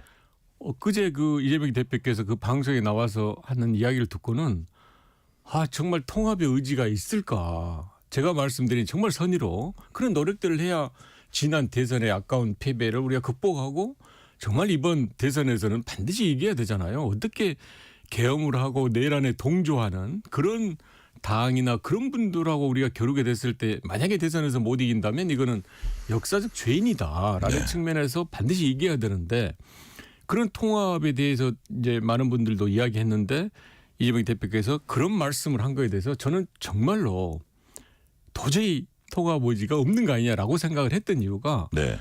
추측성이라 하더라도 그건 전혀 사실이 저는 아니라고 확신을 하고 어떤 그런 분들이 있겠습니까 민주당 내에서. 그리고 또 그런 추측을 아무런 근거를 대지 않고 이야기한 것 자체가 저는 정말 이해가 안 되고 또 그런 식의 대화나 말씀을 해서는 안 되는 거거든요. 네. 사실 만약에 조금 의심이 들더라도 그렇습니다. 예. 근거가 있게 이야기를 해야 되는 거겠죠. 확실한 근거를 대고 이야기를 해야지. 그렇지 않고 그런 사실에 기반하지 않은 이야기를 한다는 것은 정말 부적절하다고 생각하고요. 사실 지난 총선 때 저도 20% 감점이었거든요. 네. 저는 페이스북에 썼어요. 제가 20% 감점입니다. 하지만 저는 결과에 승복하고 경선을 하겠습니다. 라고 예. 하고 제가 이제 안 됐거든요. 그럼 저라고 당연히 안타까움이 없지 당연히 안타깝지 예. 않겠습니까? 어떤 분들은 또 몇 분은 그 20% 30% 결과에 승복하지 않고 탈당까지 했거든요. 네. 그런데 문제는 지금까지도 무슨 근거로 했냐라는 거에 대해서 아무런 합리적인 정확한 이야기를 들은 적이 없어요. 그래요. 그런 상태에서 그런 추측성 발언을 하고 또 당시에 뭐 20% 30% 했던 분들을 패미하는 발언을 한다는 것은 저는 정말 맞지 않다. 물론 통합이라는 게 당시 총선에서 떨어졌던 분만이 공천에서 떨어졌던 분 말고도 네. 많은 분이 있겠지만 그런 분들에게도 정확하게 말을 하고 또는 통합을 위해서 진정성을 보이는 그런 것들을 하지 않는다면 제가 말씀드린 대로 어떻게 통합의 의지를 우리가 믿을 수 있겠냐라는 측면에서 저는 가능한 빨리 그 부분에 대해서 지난 일이다 이렇게 넘어갈 게 아니고 통합의 진정성 보이면서 그 발언에 대해서도 좀 해명을 했으면 좋겠다. 당연히 그렇게 해야 된다고 생각합니다. 그리고 네. 차제에 당시 총선 공천에 대해서 많은 분들이 문제 제기했던 거에 대해서도 네. 그 근거를 당당하게 설명을 하고 또 이해를 구하는 그런 것들을 해야 된다라고 생각합니다. 네. 이거는 약간 그 질문 중에는 마이너한 질문일 수도 있는데 기자가 질문 중에 비명계 뭐 이런 질문을 했거든요. 뭐라 그러셨냐면 이 대표께서 아직 비명계가 있나요? 있습니까? 없습니까? 지금 일단 민주당. 이제 예. 정당이잖아요. 예. 정당에서 가장 중요한 것은 다양한 의견을 내고 그 다양한 의견이 여러 합당한 절차에 의해서 공론화를 되면서 저는 민주적인 여러 의사결정이 이루어져야 된다고 생각합니다. 네. 그러면서 사실 처음에 이제 저보고도 비명계냐 친명계냐 뭐 이렇게 이야기할 때도 저는 네. 용어 자체도 뭐 그래 맞지 않다고 생각을 합니다만은 그럼에도 예. 당 지도부나 또는 이재명 대표가 어떤 결정을 하고 그걸 진행을 하는 과정에서 늘 이론은 있어야 되고 그 이론이 한 분이든 두 분이든 의총이나 또는 당내 여러 가지 의사결정 그런 과정에서 네. 반드시 나와서 그걸 대해서 이야기도 하고 또 설득하고 타협하고 합의하는 만드는 과정이 필요하다라는 그렇죠. 측면에서 만약에 그런 과정이 없으면 저는 늘 그 정당이 제대로 못 가는 길을 갈 수 있다라는 측면에서요. 아무쪼록 다양한 의견이 나오는 그런 정당 운영이 됐으면 하는 바람을 가지고 있습니다. 네. 자, 이재명 대표 얘기를 우리가 좀 했는데 약간 귀가 간지럽다 뭐 이런 생각을 하셨을지도 모르겠지만 근데 이제 그 이재명 대표가 어쨌든 누가 봐도 가장 강력해 보입니다. 지금 야권에서 야당에서. 그래서 이재명 대표 대세론이 굳어진 거 아니냐 이런 얘기를 하는 분도 있을 수 있는데 우리 전해철 의원님이 보시는 당내 뭐 역학구도랄까 이런 거는 지금 어떻다고 보십니까? 사실 지난 대선 이후로 네. 이재명 대표가 이제 그 대표를 계속 하고 있습니다. 네. 사실 대표는 당의 조직 예산 등을 다 이렇게 일을 할 수 있는 여건을 갖춘 상태잖아요. 네네. 그런 의미에서 현재 이재명 대표에게 유리한 그런 것은 맞는 거죠. 유리한 네. 위치에 있는 게 맞는 거고요. 예. 그런데 실제 또 대선을 치르기 위해서 경선 과정을 거치려 하면 예. 거기에 참여하는 분들에게 공정한 기회 또 과정의 어떤 투명성과 그 절차의 공정성 등이 담보되어야만이 그렇죠. 그래야 좋은 후보가 분명히 되고 그 후보가 결국은 본선 경쟁력을 갖출 수 있고 국민들도 관심을 가질 수 있어서 네. 지금 어떤 대세론이라는 것은 말씀드린 대로 이제 당대표를 지금 거의 계속 하고 있잖아요. 예. 그런 영향이나 또 당의 여러 가지 해왔던 영향력 등에 기인한 게 있기 때문에 너무 그런 거에 연연하지 말고 저는 공정한 경선을 해야 된다고 생각하고 하나 말씀드릴 게 네. 그래서 이전에 당헌에는 당 대표가 대통령 후보가 되기 전에 네. 경선이 시작하기 1년 전에 사퇴하는 규정이 있었습니다. 그거 없앴잖아요. 그걸 이제 바꿔버렸죠. 예, 예. 좀 예외 조항을 둬가지고 예. 그런 규정을 왜 뒀겠습니까? 당 대표로 있으면서 그 당 대표가 아닌 분들하고 경선한다는 것이 그만큼 공정하게 치러질 수 없다라는 측면에서 그 규정이 있었던 건데 네네. 그 규정도 이제 지금은 바뀌어버렸죠. 그냥 예외 조항을 할 수 있게 되어 있어서 제가 이제 이런 사안을 쭉 이야기한 이유가 아무쪼록 적어도 이번 공정한 경선이 되는다고 생각하고 많은 분들이 2017년 상황하고 이렇게 견줘서 이야기를 합니다. 네. 굉장히 큰 차이점이 있는데요. 2017년에는 3월 달에 탄핵 결정이 되었지만 네. 2017년 12월 대선이라는 것은 이미 예정이 되어 있었습니다. 그러니까 후보들이 1월 달에 등록을 했거든요. 네. 그리고 선거인단도 2월 달에 모집을 시작했습니다. 그리고 3월 달에 탄핵이 되니까 바로 경선 후보 등록을 하고 내부 경선 절차를 거쳤거든요.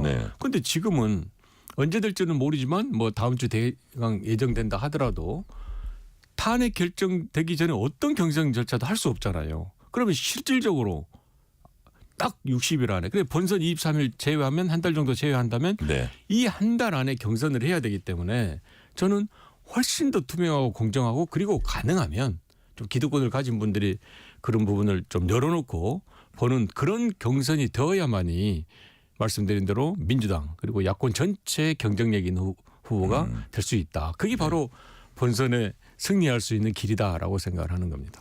자, 그런데 이제 전해철 의원님께서는 최근에 SNS 페이스북 통해서 조국혁신당이 야권에 제안한 대선 오픈 프라이머리 이게 완전 국민 참여 경선인가요? 이거는 해야 한다. 이건 우리가 수용해야 한다고 말씀하셨는데 그 이유가 뭡니까? 국민 참여 경선이라기보다도 오픈 프라이머리는 보통 국민 경선이라고 그렇죠. 이야기를 하고요. 제가 앞에 말씀드렸지만 적어도 이번 대선에서 야권의 후보, 특히 민주당 중심의 또 그런 후보는 이탈이 없어야 되잖아요. 그러려 그러면 기득권을 좀 내려놔야 됩니다. 거기 참여하겠다는 분들이 후보가 되겠다는 야권의 후보가 되겠다는 민주당 후보가 되겠다는 분들에게 자 열려져 있다라는 측면에서 경선을 할 수 있으면 좋은데 마침 조국 혁신당에서 오픈 프라이머리를 제안한 거거든요.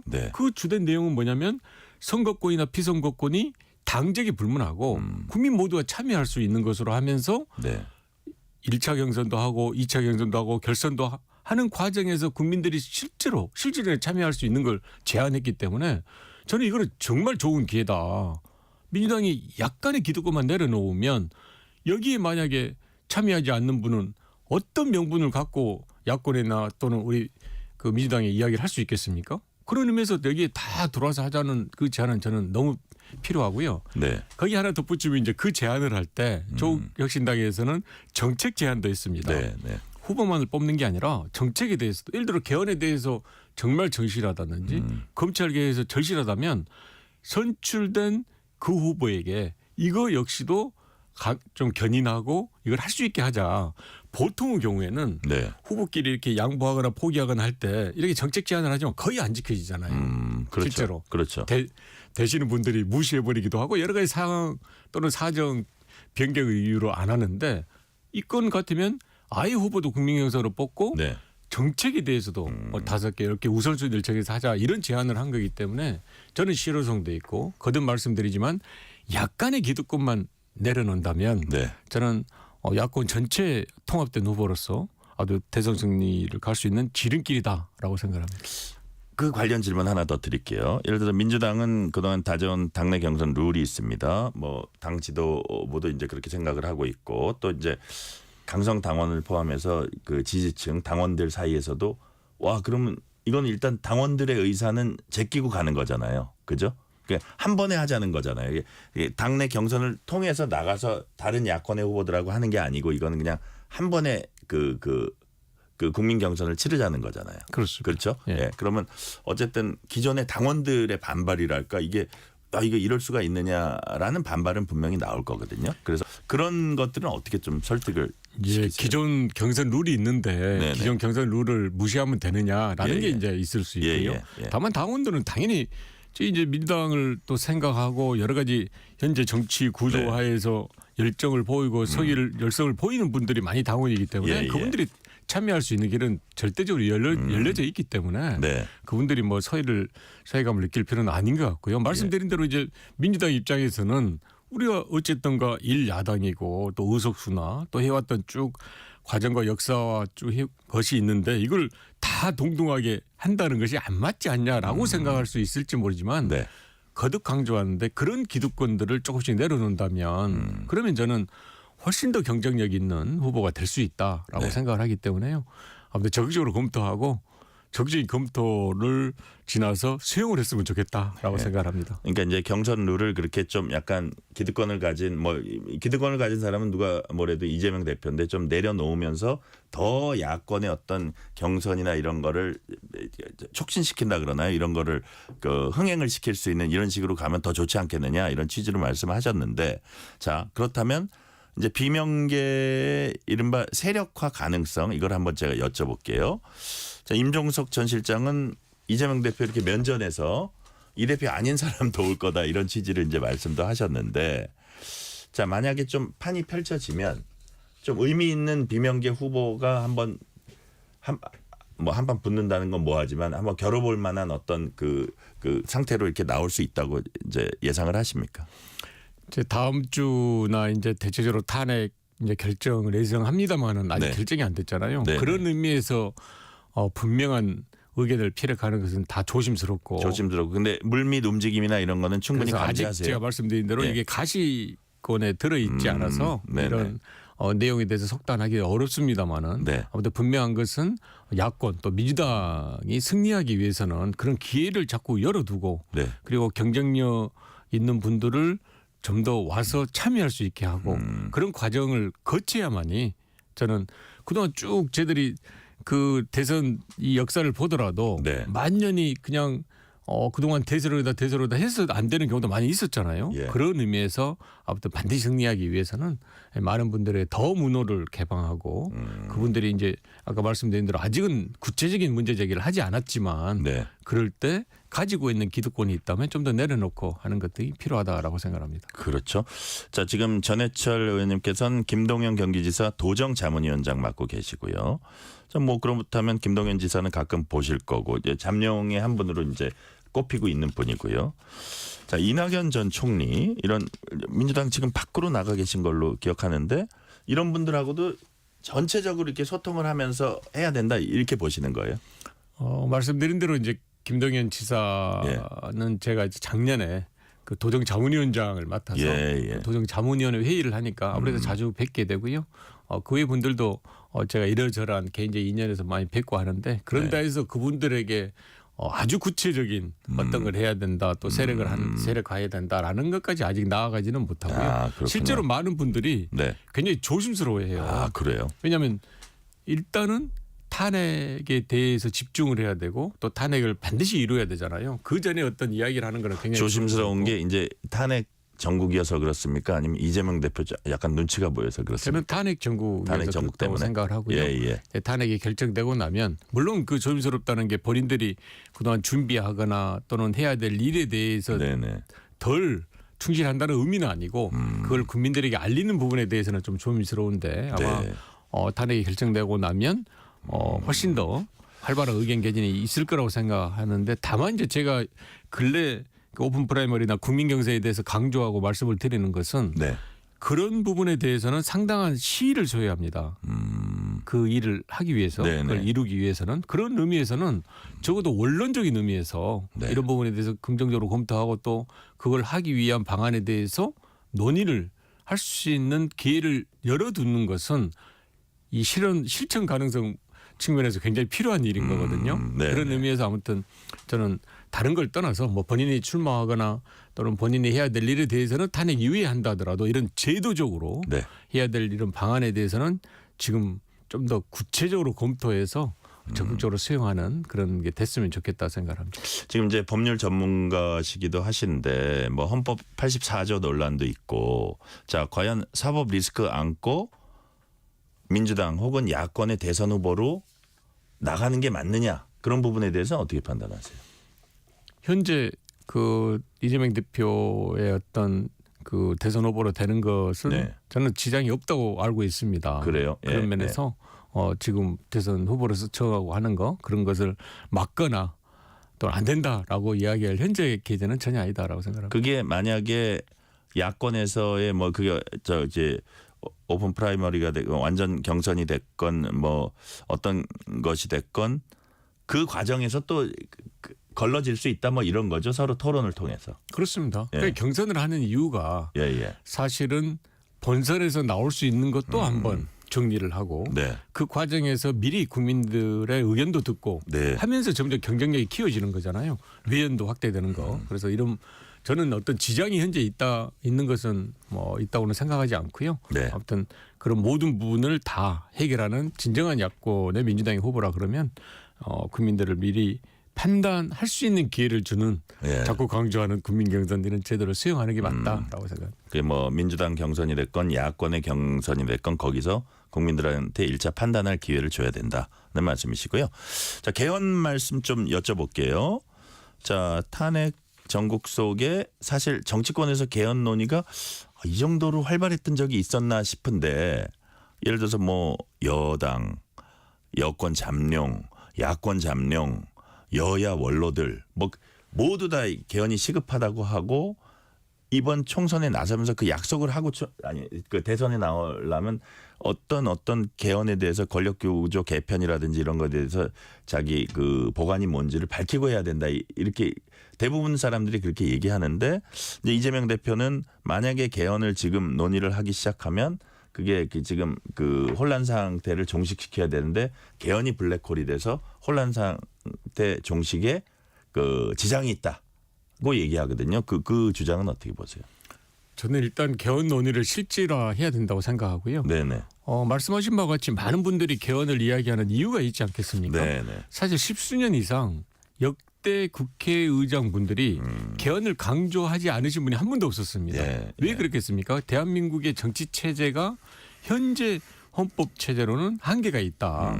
이걸 극복하기 위해서는 그냥 선한 의지만으로 되는 게 아니라 제도를 바꿔야 된다라고 해서 이제 강조를 하고 있는 거고요. 네. 사실 이번에 계엄 또 내란 또 탄핵 재판도 보면 그거는 기본적으로는 윤석열 대통령이 대통령 자격이 없는 상태에서 대통령이 돼서 국정을 운영하다가 결국은 위헌적인 이런 행위를 하는 것에 가장 큰 책임이 있지만 네. 또 한편으로는 너무 대통령에게 주어진 권한이 많음으로 인해서 실제로 지금 대통령에게는 예산권, 정책 결정권, 뭐 감사권에서 많은 권한이 있거든요. 그런 많은 권한을 합리적이고 타협적이고 이 대화로 해결할 수 있는 그런 역량이 없는 대통령에게는 늘 이런 일이 벌어질 수가 있다는 것을 또 보여주는 거거든요. 그런 면에서 저는 분권형 개헌을 해서 다시는 네. 이렇게 물론 무도무법한 대통령이 나와도 안 되겠지만 그런 어떤 대통령이 제도적으로 이렇게 국가를 혼란에 빠뜨리고 또 정말 갈등을 만드는 것을 막을 수 있는 것을 해야 된다라는 생각에서 이제 개헌이 반드시 돼야 된다고 생각을 하고요. 네. 또 어떤 분들은 이게 시기적으로 지금 되겠냐라는 것 부분도 있지만 사실 저희 뭐 문재인 정부에서도 그렇습니다만 일단은 대통령이 되고 또 정부가 출범하고 나서 개헌 이슈를 가지고 이야기한다는 게 굉장히 어렵습니다. 네네. 계기가 있어야 되거든요. 합의가 있어야 되고 네. 야당이 반대해버리거나 아니면 어떤 현안에 와버리는 경우에는 현안에 있는 경우에는 아예 개헌 논의나 실질화가 안 되기 때문에 그렇죠. 지금 이 대한민국 체제 이거 문제 아니야? 그러니까 개인에 대해서 윤석열 대통령 대해서는 단죄와 역사 심판을 하고 당연히 해야 되겠지만 그 이상의 정치 체제를 바꾸지 않고는 또 대한민국의 혼란이 올 수 있다라는 생각을 네. 한다면 네. 저는 개헌에 대해서 실질적인 논의를 하고 또 거기에 따른 합의를 해야 된다고 생각하는데 아예 개헌 논의를 하지도 않다. 그리고 지금 현재 탄핵에 집중해야 되는데 개헌을 이야기하는 안 맞다라는 것은 저는 옳지 않습니다. 만약에 그런 이야기들을 한다 하면 변론 종결 전까지라면 네. 또 가능할 수도 있어요. 탄핵에 집중해야 되고. 예. 근데 지난주에 변론 종결이 됐잖아요. 이제 선고만 남겨두고 선고만 남은 있는데 거 아니에요. 예. 그럴 때는 그게 좀 맞지 않는 말이라고 보시는 거예요. 그렇죠. 왜냐하면 선고되고 나면 말씀드린 바와 같이 60일 안에 대선을 치러야 된다 할 때 본선을 빼면 경선 기간이 30일인데 네. 네. 경선 일자를 가기에도 정말 촉박한 일정이거든요. 그런 의미에서 지금이라도 아무튼 변론 종결되고 나서 선거를 앞두고 있는 지금에 당연히 대선뿐만이 아니고 다음 체제에 대해서 고민을 해야 될 지금의 시기에 개헌에 대해서 실질적인 이야기를 하고 열어두고 하고 한다면 두 가지잖아요. 하나는 네. 내용에 대해서 뭘 할 거냐 또는 시기를 어떻게 할 그렇죠. 거냐.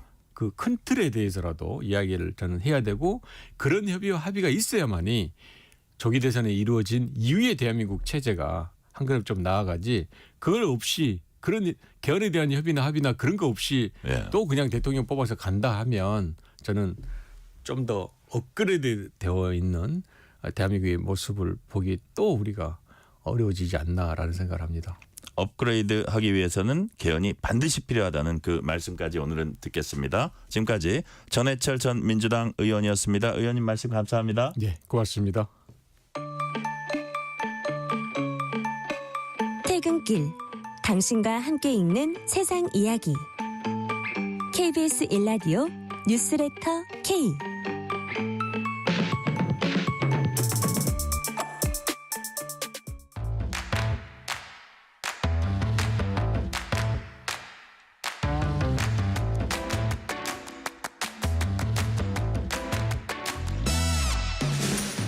오늘 가장 뜨거운 뉴스 화제 소식 쏙쏙 골라서 전해드립니다. 뉴스레터 브리핑. 오늘은 서울신문 손지은 기자 나오셨습니다. 손지은 기자님 어서 오세요. 네, 안녕하세요. 어제 경기 포천 이동면 노곡리에서 발생한 공군 전투기 오폭 사고에 대해서 국방부가 본격적인 조사에 착수했습니다. 사고대책본부 구성했다고요? 네, 김선우 국방부 장관 직무대행을 본부장으로 하는 국방부 사고대책본부를 구성했습니다. 사고대책본부가 철저한 조사를 통해서 사고 원인을 명확하게 규명하고 군의 모든 역량을 집중해서 피해 복구에 최선을 다하겠다라고 밝혔습니다.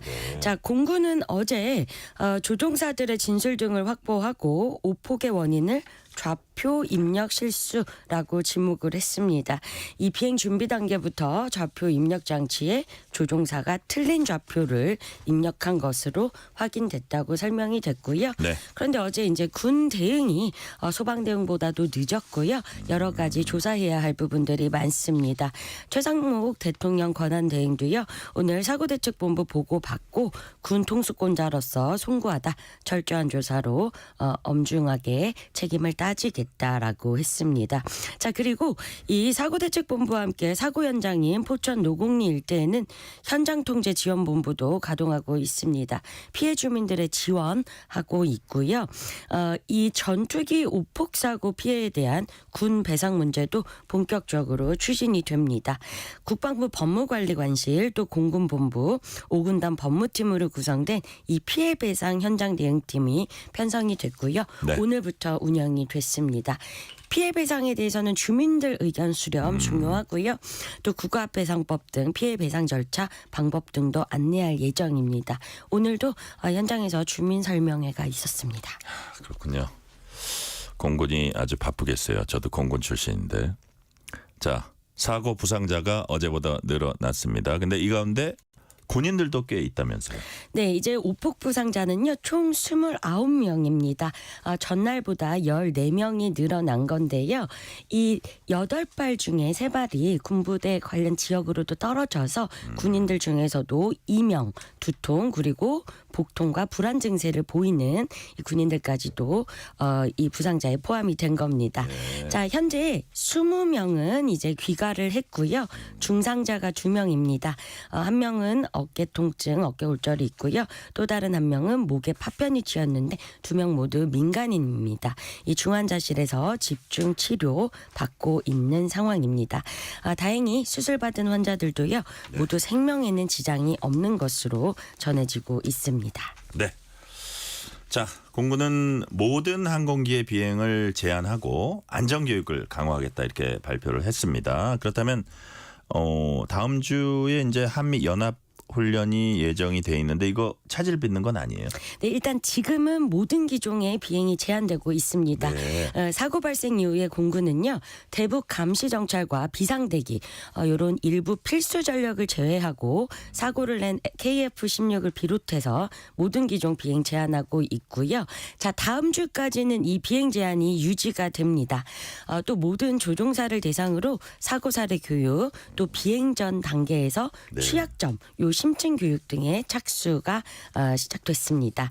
그리고 어제 이영수 공군 참모총장이요. 다시는 이런 사고 발생하지 않도록 재발 방지 대책을 마련하겠다라고 밝힌 바 있고요. 또 전 조종사를 포함을 해서 항공무장 다루는 모든 요원에 대해서 일제 안전교육 실시해서 이 확인 절차 보완하겠다라고 밝힌 바 있습니다. 자, 주한미군은 사고와 관련은 없지만 네. 한미연합훈련 도중에 한국전력에 의한 사고가 발생했기 때문에 실사격 훈련을 중단하기로 했습니다. 자, 그러면 미국과 한국군 모두 실사격 훈련은 일단 중단하는 거고요. 다음 주부터 시작되는 한미연합 지휘소 훈련인 자유의 방패 요거는 예정대로 진행이 됩니다. 자유의 방패 훈련은 예정대로 진행된다. 자, 다음 주제로 넘어갑니다. 교육부가 오늘 의대 교육 정상화 방안을 발표했습니다. 어떤 내용입니까? 네, 이걸 한마디로 정리하면요.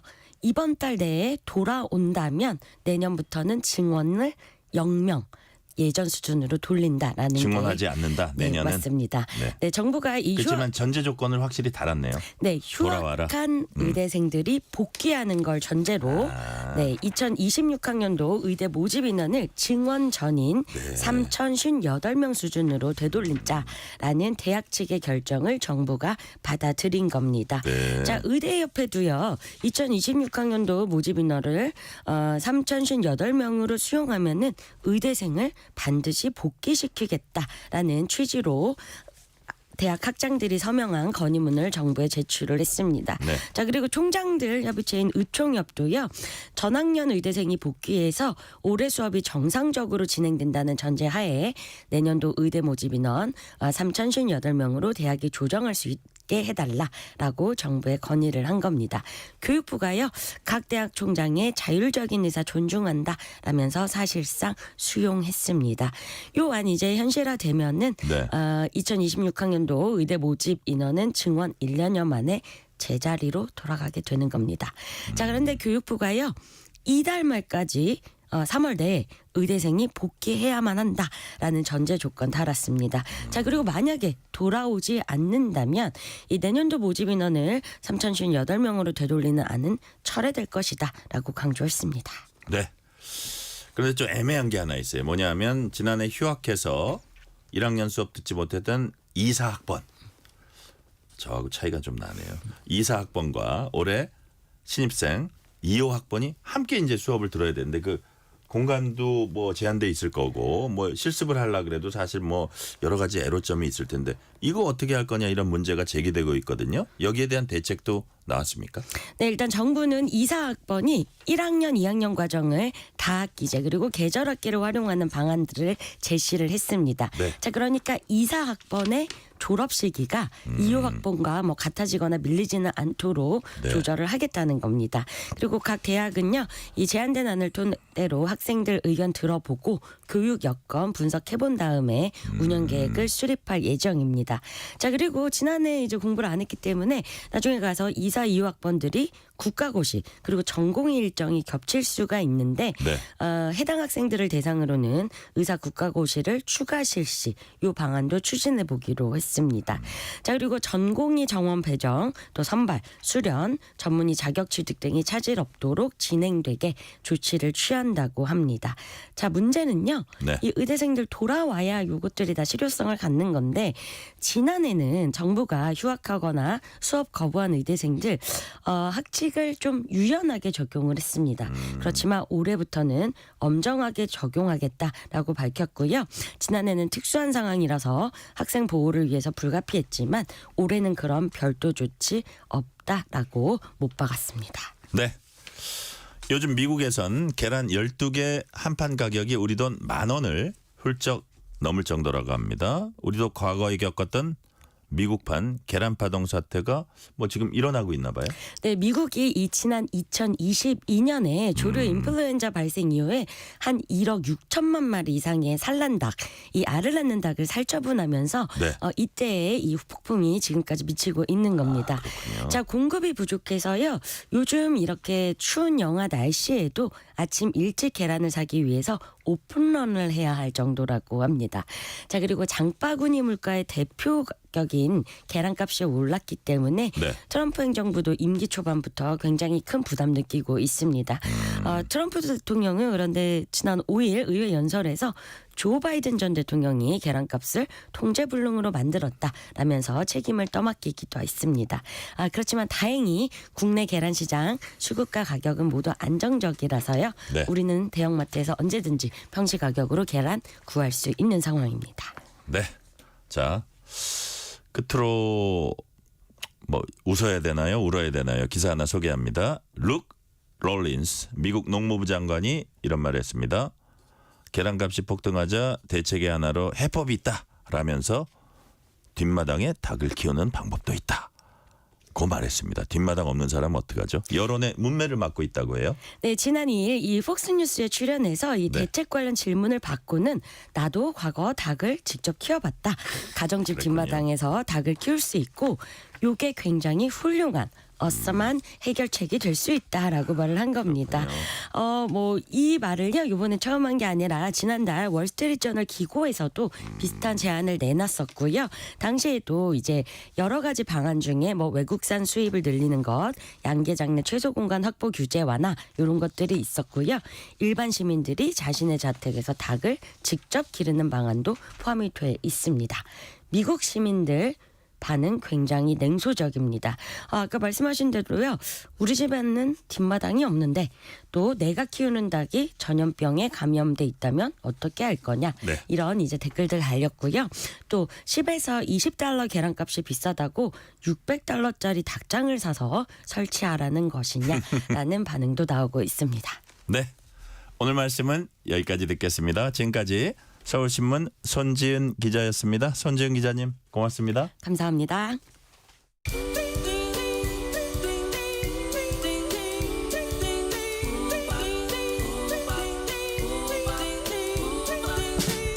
오늘 하루 뉴스를 정리해주는 다정한 편지 한 통. KBS 일라디오 뉴스레터 K.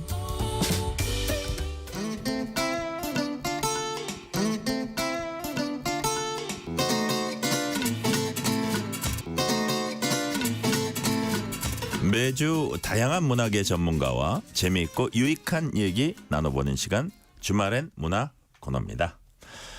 이번 주말엔 뭐 할까 고민하시는 분들 역사가 살아있는 여행 떠나보시면 어떨까요? 권기봉 역사 여행가와 함께 우리나라 곳곳에 역사의 숨결이 숨쉬는 곳 알아봅니다. 권기봉 여행가님 어서 오세요. 네, 안녕하세요. 와, 저번 때 나오셨을 때하고 헤어스타일이 와 완전히 바뀌셔가지고 제가 네. 약간 놀랐어요. 자, 지난주에 우리가 3.1절 앞두고 예. 공간으로 3.1절 돌아보는 시간 가졌습니다. 네. 자, 그래서 아주 그 반응이 좋았는데 네. 오늘은 주말에 돌아보기 좋은 역사 여행지 좀 알아볼까 해요. 어디 있을까요? 네, 경칩 지나고 이제 날이 조금씩 낮에는 풀려서 네. 좀 따뜻한 느낌도 나는데요. 좀 걷기 좋은 곳 한번 가볼까 싶습니다. 서울과 지방 나눠서 갖고 왔는데요. 네. 일단 서울에서는 창덕궁이 아주 맞춤할 것 같고요. 또 수의 경기도권에서는 수원 화성, 그리고 지방에서는 경북 경주가 어떨까 합니다. 네. 네.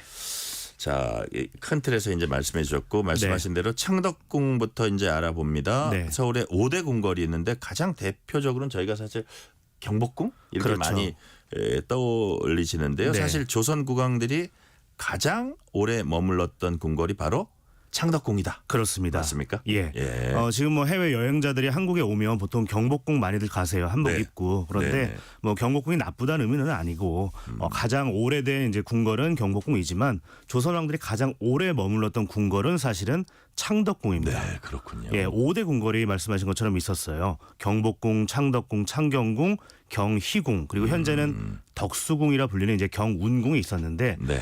처음에 만들어진 건 말씀하신 것처럼 이제 경복궁이었습니다만은 왕자의 난 이후 태종 이방원 입장에서는 네. 이 경복궁에 계속 머무르기를 원치 않았던 것 같습니다. 그렇군요. 그리고 경복궁에 가보면 왕권과 신권이 절묘하게 조화를 이루는 듯한 모습으로 공간 배치가 돼 있었거든요. 네. 근데 이 태종 이방원은 왕권을 강화해야 된다는 의지가 있었던 왕입니다. 그러니까 경복궁 이거 웬 말이냐, 왕 중심으로 공간을 배치해야지 하면서 창덕궁을 짓게 하는데 실제로 가보면 창덕궁은 거의 모든 것이 왕 중심으로 배치가 이루어져 있습니다. 네. 그런 곳이 창덕궁이고 태종 이방원만 사랑한 건 아니고요. 창덕궁을 세종 당시에 경복궁으로 좀 옮기긴 했지만 네. 조선왕은 거의 대부분은 창덕궁에 머물렀다 해도 과언이 아닙니다. 예. 아까 뭐 경복궁의 구조를 말씀하시면서 네. 왕권 얘기하고 신권 얘기했는데 혹자가 조선 왕조 500년을 정의해봐라 그랬더니 왕권과 신권의 무한투쟁이라고 맞습니다. 뭐 이렇게 얘기를 하는 분도 있더라고요. 예, 서울시에서 작년 말쯤에 의정부터를 이제 발굴해서 시민에게 공개를 했는데 네네. 이 의정부는 신권을 강조하는 것이라면 왕권은 그 반대되는 개념인데 태종 이방원은 의정부의 힘을 좀 빼려고 했던 왕 중에 그러니까요. 하나입니다. 예. 그러니까요. 와, 이게 우리나라의 신권이 이게 만만치 않았구나 이런 생각을 해보고요. 그렇습니다. 지금 말씀하신 그 창덕궁에 가면은 네. 어떤 걸 먼저 살펴보면 좋습니까? 일단 창덕궁은 건물 하나하나가 국보이자 보물이 네네. 게 많습니다. 네. 그럴 것이 정말 오래된 원형 그대로 남아있는 건물들이 여럿이거든요. 네. 그중에서도 인정전이 인상적입니다. 인정전은 경복궁에 이제 근정전이 있듯이 창덕궁의 가장 중요한 건물 정전을 가리키는 이름입니다. 네. 인정전. 네네. 가보시면 조선 왕조 하면은 보통 이제 전근대식을 떠올리곤 하지만 네. 이게 순종 때까지 이용이 됐거든요. 그렇다 보니까 전근대 시기의 목조 건축물에 근대적인 전기 시설이 가미된 상당히 그렇군요. 복합적인 느낌을 주는 이 땅의 어떤 시대 변화를 상징하는 건물이라고 할 수가 있습니다. 복합적인 그 개념이라고 말씀하셨는데 이번에 네. 이제 창덕궁에 인정전이 특별 개방한다고 하더라고요. 그렇습니다. 그래서 인정전 어떤 곳인지 조금만 더 구체적으로 말씀해 주시면요. 예, 인정전은 이제 어진 정치를 해라라는 의미를 갖고 있는 이름이에요. 근정전은 정치를 열심히 해라는 의미고요. 그러니까 조선왕은 사실은 일하기가 좀 어려웠을 겁니다. 이름 자체가 아주 이런 메시지를 줬으니까요. 아무튼 태종 이방원에 의해서 이제 조선의 정치가 이어졌던 아주 중심된 공간이고요. 다만 순조 3년에 일어난 화재로 소실이 됐다가 철종 때 다시 복구가 돼서 오늘에 이르고 있는데 여러 시대가 아까 가미돼 있다 말씀을 드렸잖아요. 네. 그런 걸 영화에서도 좀 웃지 못할 일로 제가 만난 적이 있습니다. 영화 어디서요? 사도 본 적 있으세요? 사도요. 예. 예. 사도는 사실은 고종 순종 훨씬 이전이지 않습니까? 예, 예. 그런데 인정전의 용마루라고 해서 지붕과 지붕이 만나는 예. 그 회에 이제 다짐이 된 곳이 있는데 거기에 조선 후기의 상징 문양인 오얏꽃 문양이 영화에 그대로 나오더라고요. 아마 영화 제작자들은 모르고 CG를 지우지 못한 것 같은데 아, 그래요? 그만큼 여러 시대를 다 기억하고 있는 건물이 이 인정전입니다. 아, 그러니까 그 시대에는 안 맞는 게 나왔다. 그렇습니다. 그런 말씀이시네요. 지웠어야 될 건 지우지 못했던 것 같고요. 아무튼 들어가면 이제 네. 임금이 앉았던 용상 어좌가 있고요. 또 1월 오봉도 혹은 이제 그걸 그린 걸 1월 오봉병이라 하는데 네. 해와 달 5봉우리 왕권을 상징하는 그림들이 뒤에 이제 그려져 있습니다. 다만 이제 순종이 1907년에 창덕궁을 거처를 옮기면서 수리를 하다 보니까 아까 네. 말씀드린 것처럼 근대적인 전기로 운영되는 전등도 걸려 있는 게 아주 특징적입니다. 네. 네. 자, 뉴스레터 K 주말 코너 권기봉 역사 여행과 함께 주말에 떠나는 역사 여행 코스 지금 알아보고 있습니다. 네. 서울에 이어서 수원으로 가봅니다. 수원하면 역시 화성이 떠올라요. 그렇습니다. 네. 이 태종 이방원은 이제 왕권을 강화해서 국가 이제 기틀을 잡으려고 했었는데 네. 그 이후에 여러 이제 시대를 거쳐가면서 조선이 좀 경직화되고 하면서 네. 약간 뭐랄까 쇠락하는 느낌이 없지 않아 있는 시대가 오게 됩니다. 이런 거에 대해서 문제의식을 느꼈던 임금이 있었는데 바로 정조 임금이었죠. 네. 정조는 이제 기득권을 혁파하고 새로운 기운을 나라에 이제 불어넣고자 했는데 워낙에 기득권이 막강했던 겁니다. 네. 심한지를 비롯한 노론 세력 또 어머니도 이제 노론 일파였다 보니까 그 세력의 힘이 너무나 강대해서 한성에서 지금의 서울에서는 무언가 일을 하기가 어려웠던 겁니다. 네. 그래서 아버지의 묘를 이제 릉으로 격상하면서 옮기게 되거든요. 네네. 그 이제 행차를 좀 용이하게 한다 하면서 이제 도시를 지었던 건데 사실 그건 어느 정도는 이제 구실이었고 네. 실질적으로는 기득권 혁파.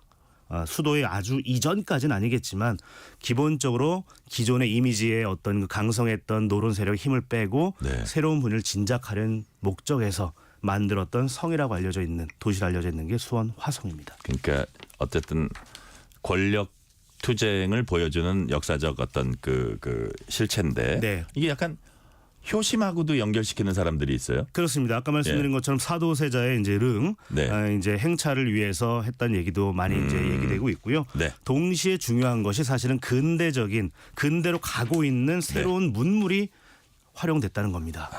우리가 알고 있는 정약용의 뭐 거중기를 비롯해서 그렇죠. 신식 기술들이 많이 이용이 됐고요. 또 전쟁의 양상이 이미 바뀌고 있던 시대입니다. 그 전까지는 주로 궁술 혹은 백병전 형태였다면 이 당시는 이미 포격전 형태로 전쟁 양상이 전 세계적으로 바뀌고 있을 때인데 거기에 대비를 하다 보니까 수원화성은 특이하게 성벽의 높이가 낮습니다. 네. 또 이 폭은 아주 깊어요. 이유인즉슨 일단은 포격을 받더라도 면적을 낮추기 위해서 적게 하기 위해서 낮춘 거고요. 또 견고하기 위해서 벽을 두껍게 쌓은 건데 뭐 그런 모습 등등이 남아 있고요. 또 혹시 이걸 이제 한번 짓고서 끝이 아니지 않습니까? 네. 보수 공사가 계속 필요한데 그걸 용이하게 하기 위해서 지금으로 치면은 아주 공사 보고서를 구체적으로 남긴 겁니다. 네.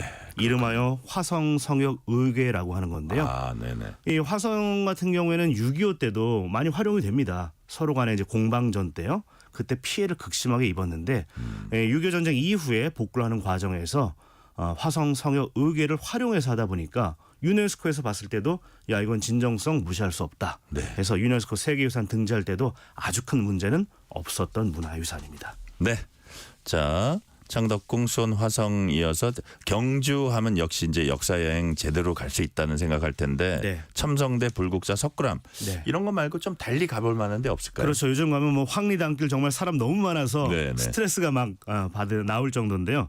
그래서 좀 호젓하게 걸을 수 있는 곳 좋을 네. 것 같습니다. 대표적으로 괴릉이라고도 하고 원성왕릉이라고도 하는 그런 네. 곳을 가보시면 어떨까 싶습니다. 네. 자, 그리고 네. 뭐 바닷속에 있는 무덤 문무대왕릉도 있죠. 네. 그리고 이제 아울러서 충청도에 네. 좀 가볼 만한데 어떤 곳이 있을까요? 충청도는 이제 충남 공주가 저로서는 가장 요 계절에는 가기 좋은 그래요? 곳이 아닌가 싶어요. 왜요? 공주와 부여가 참 좋은데요. 네네. 일단은 봄 기운이 가장 먼저 오는 지역 중에 하나고 또 금강을 끼고 있지 않습니까? 네네. 그러다 보니까 아지랑이가 이제 이미 올라오는 모습들이 보여지더라고요. 그런 면에서 봄 기운을 제일 먼저 맞닥뜨릴 수 있는 곳이 이 공주부여인데 마곡사나 뭐 무령왕릉, 네. 공산성 이런 곳들이 봄 기운을 맞으면서 걷기 정말 좋은 곳들입니다. 마곡사 등 봄 예. 기운을 이렇게 올라오는 봄 기운을 맞으면서 걸을 수 있다. 그렇습니다. 가슴이 약간 설레는데요. 네. 자, 지금까지는 저희가 주로 삼국시대, 네. 조선시대 역사 살펴볼 만한 그런 숨결 느낄 만한 곳을 알아봤는데 네. 자, 근대 역사를 체험할 수 있는 곳도 있다고요. 뭐 전국에 여러 곳이 있지만요. 네네. 지역도 안배도 하고 여러 네네. 곳을 가보면 좋지 않습니까? 그래서 전남을 한번 가보시면 어떨까 싶어요. 전남이요? 전남에 전남 어떤 곳이 목포요. 있어요? 목포. 예. 예. 목포는 이제 조선 말기에 개항과 함께 이제 발전이 시작된 그런 도시인데요. 가 보면 일제 어떤 강압의 흔적에서부터 그걸 극복하기 위한 노력의 흔적들이 고스란히 잘 남아 있고요. 네. 심지어 근대만이 아니라 그 훨씬 이전의 역사, 즉 예를 들면 이순신 장군의 역사도 있는 곳이 고화도입니다. 목포에 있는 그렇군요. 고화도란 섬입니다. 네. 예. 자, 목포에 가보면 근대 역사를 체험할 수도 있고 네. 이순신 장군 시대 어떤 뭐 유적이라 그럴까요? 그런 예. 것도 이제 볼 수 있다는 말씀을 해주신 거고요. 네. 자, 이제 사실 목포, 전남 여기 하면 우리가 맛집 뭐 이런 것들을 생각하는데 네. 또 뭐 문화의 맛이 다 들어가는 거니까 역사와 네. 문화도 풍부하지만 이제 자연 경관이 또 아름다운 곳이잖아요. 네, 그렇습니다. 목포가. 좀 특별한 장소 어디가 있을까요? 저는 목포 가는 분들은 많이들 가시는 곳인데 네. 유달산에 반드시 한번 올라보시라 권해드리고 싶어요. 유달산이요? 예, 다리 튼튼하신 분들은 그냥 걸어 올라가시고 네. 좀 내가 다리가 좀 힘이 없다. 그러면 그 케이블카 활용해도 되거든요. 네네. 유달산에 올라가시면 그 영산강 하구 또 영산강 하구에 뭐랄까 길목처럼 떠 있는 고화도라는 섬 네네. 그리고 신안 앞바다가 한눈에 들어옵니다. 그래요. 또 정비가 잘 돼 있어서 어렵지 않게 걸어서 한 바퀴 도실 수가 있는데 야 이렇게 아름다운 항구가 있었어? 보통 그래요. 통영하면 뭐 한반도의 나폴리 이런 얘기를 하는데 예. 제가 생각할 때는 한반도의 리우데자네이루는 목포가 아닐까. 진짜요? 미항입니다. 아름다운 사람들 항구입니다. 사실 여수도 많이 가는데. 그죠? 그렇습니다. 예, 여수도 많이 가는데 목포가 숨은 진주다 그런 말씀이시네요. 그렇습니다. 야. 내려와서 구도심에서 먹는 음식도 네. 하나 버릴 게 없습니다. 그 정도예요. 예. 와. 백반만 드셔도 만족하실 겁니다. 그러니까 저기 그 뭐 여수니 목포니 이런 데 가면 한 10,000원짜리 백반에 네. 왜 이렇게 반찬이 많아요. 그죠? 자, 그렇죠. 마지막 질문 드리기 전에 네. 양재근 님이 이제 낮엔 완연한 봄날인데 주말엔 오늘 소개해 주신 궁궐 가운데 창덕궁을 한번 가봐야겠네요. 아이들과 함께 왕권과 신권의 대립 의미를 직접 체험해 보는 것도 새로운 의미가 있겠습니다. 이렇게 고마운 글 주셨고요. 마지막 질문 드릴게요. 네. 자, 지금 봄이 되어 가고 사실상 이제 봄의 기온을 저희가 느낍니다. 진짜로 여행 가기 좋은 시기가 다가오고 있는데 네. 마지막으로 역사 여행의 즐거움이랄까요? 네. 이거에 대해서 좀 말씀을 해주세요. 역사 여행하면 보통 젊은 분들은 좀 어려워하고 네네.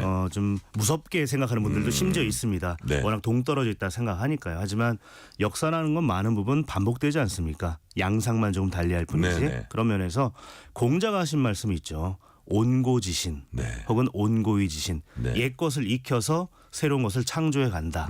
그 얘기인즉슨 옛 것을 통해서 거기서 좋은 것, 나쁜 것을 다 보고 오늘 맞닥뜨린 비슷한 선택의 순간에 어제보단 나은 선택을 하게끔. 네. 그럼 미래는 더 밝아질 거니까요. 그런 면에서 역사 여행은 힌트를 주는 아주 중요한 교과서 역할을 한다라고 저는 생각을 합니다. 역사 여행은 힌트를 주는 교과서 역할을 한다는 말씀까지 오늘은 듣겠습니다. 지금까지 권기봉 역사 여행가였습니다. 공규봉 선생님 감사합니다. 네, 고맙습니다. 오늘 뉴스레터 K는 여기까지입니다. 커피 쿠폰 당첨자 명단은 뉴스레터 K 홈페이지 확인해 주시고요. 오늘 끝곡 웸의 Wake Me Up Before You Go Go 듣겠습니다. 오늘도 함께해 주신 청취자 여러분 진심으로 감사드립니다. 지금까지 뉴스레터 K 전종철입니다.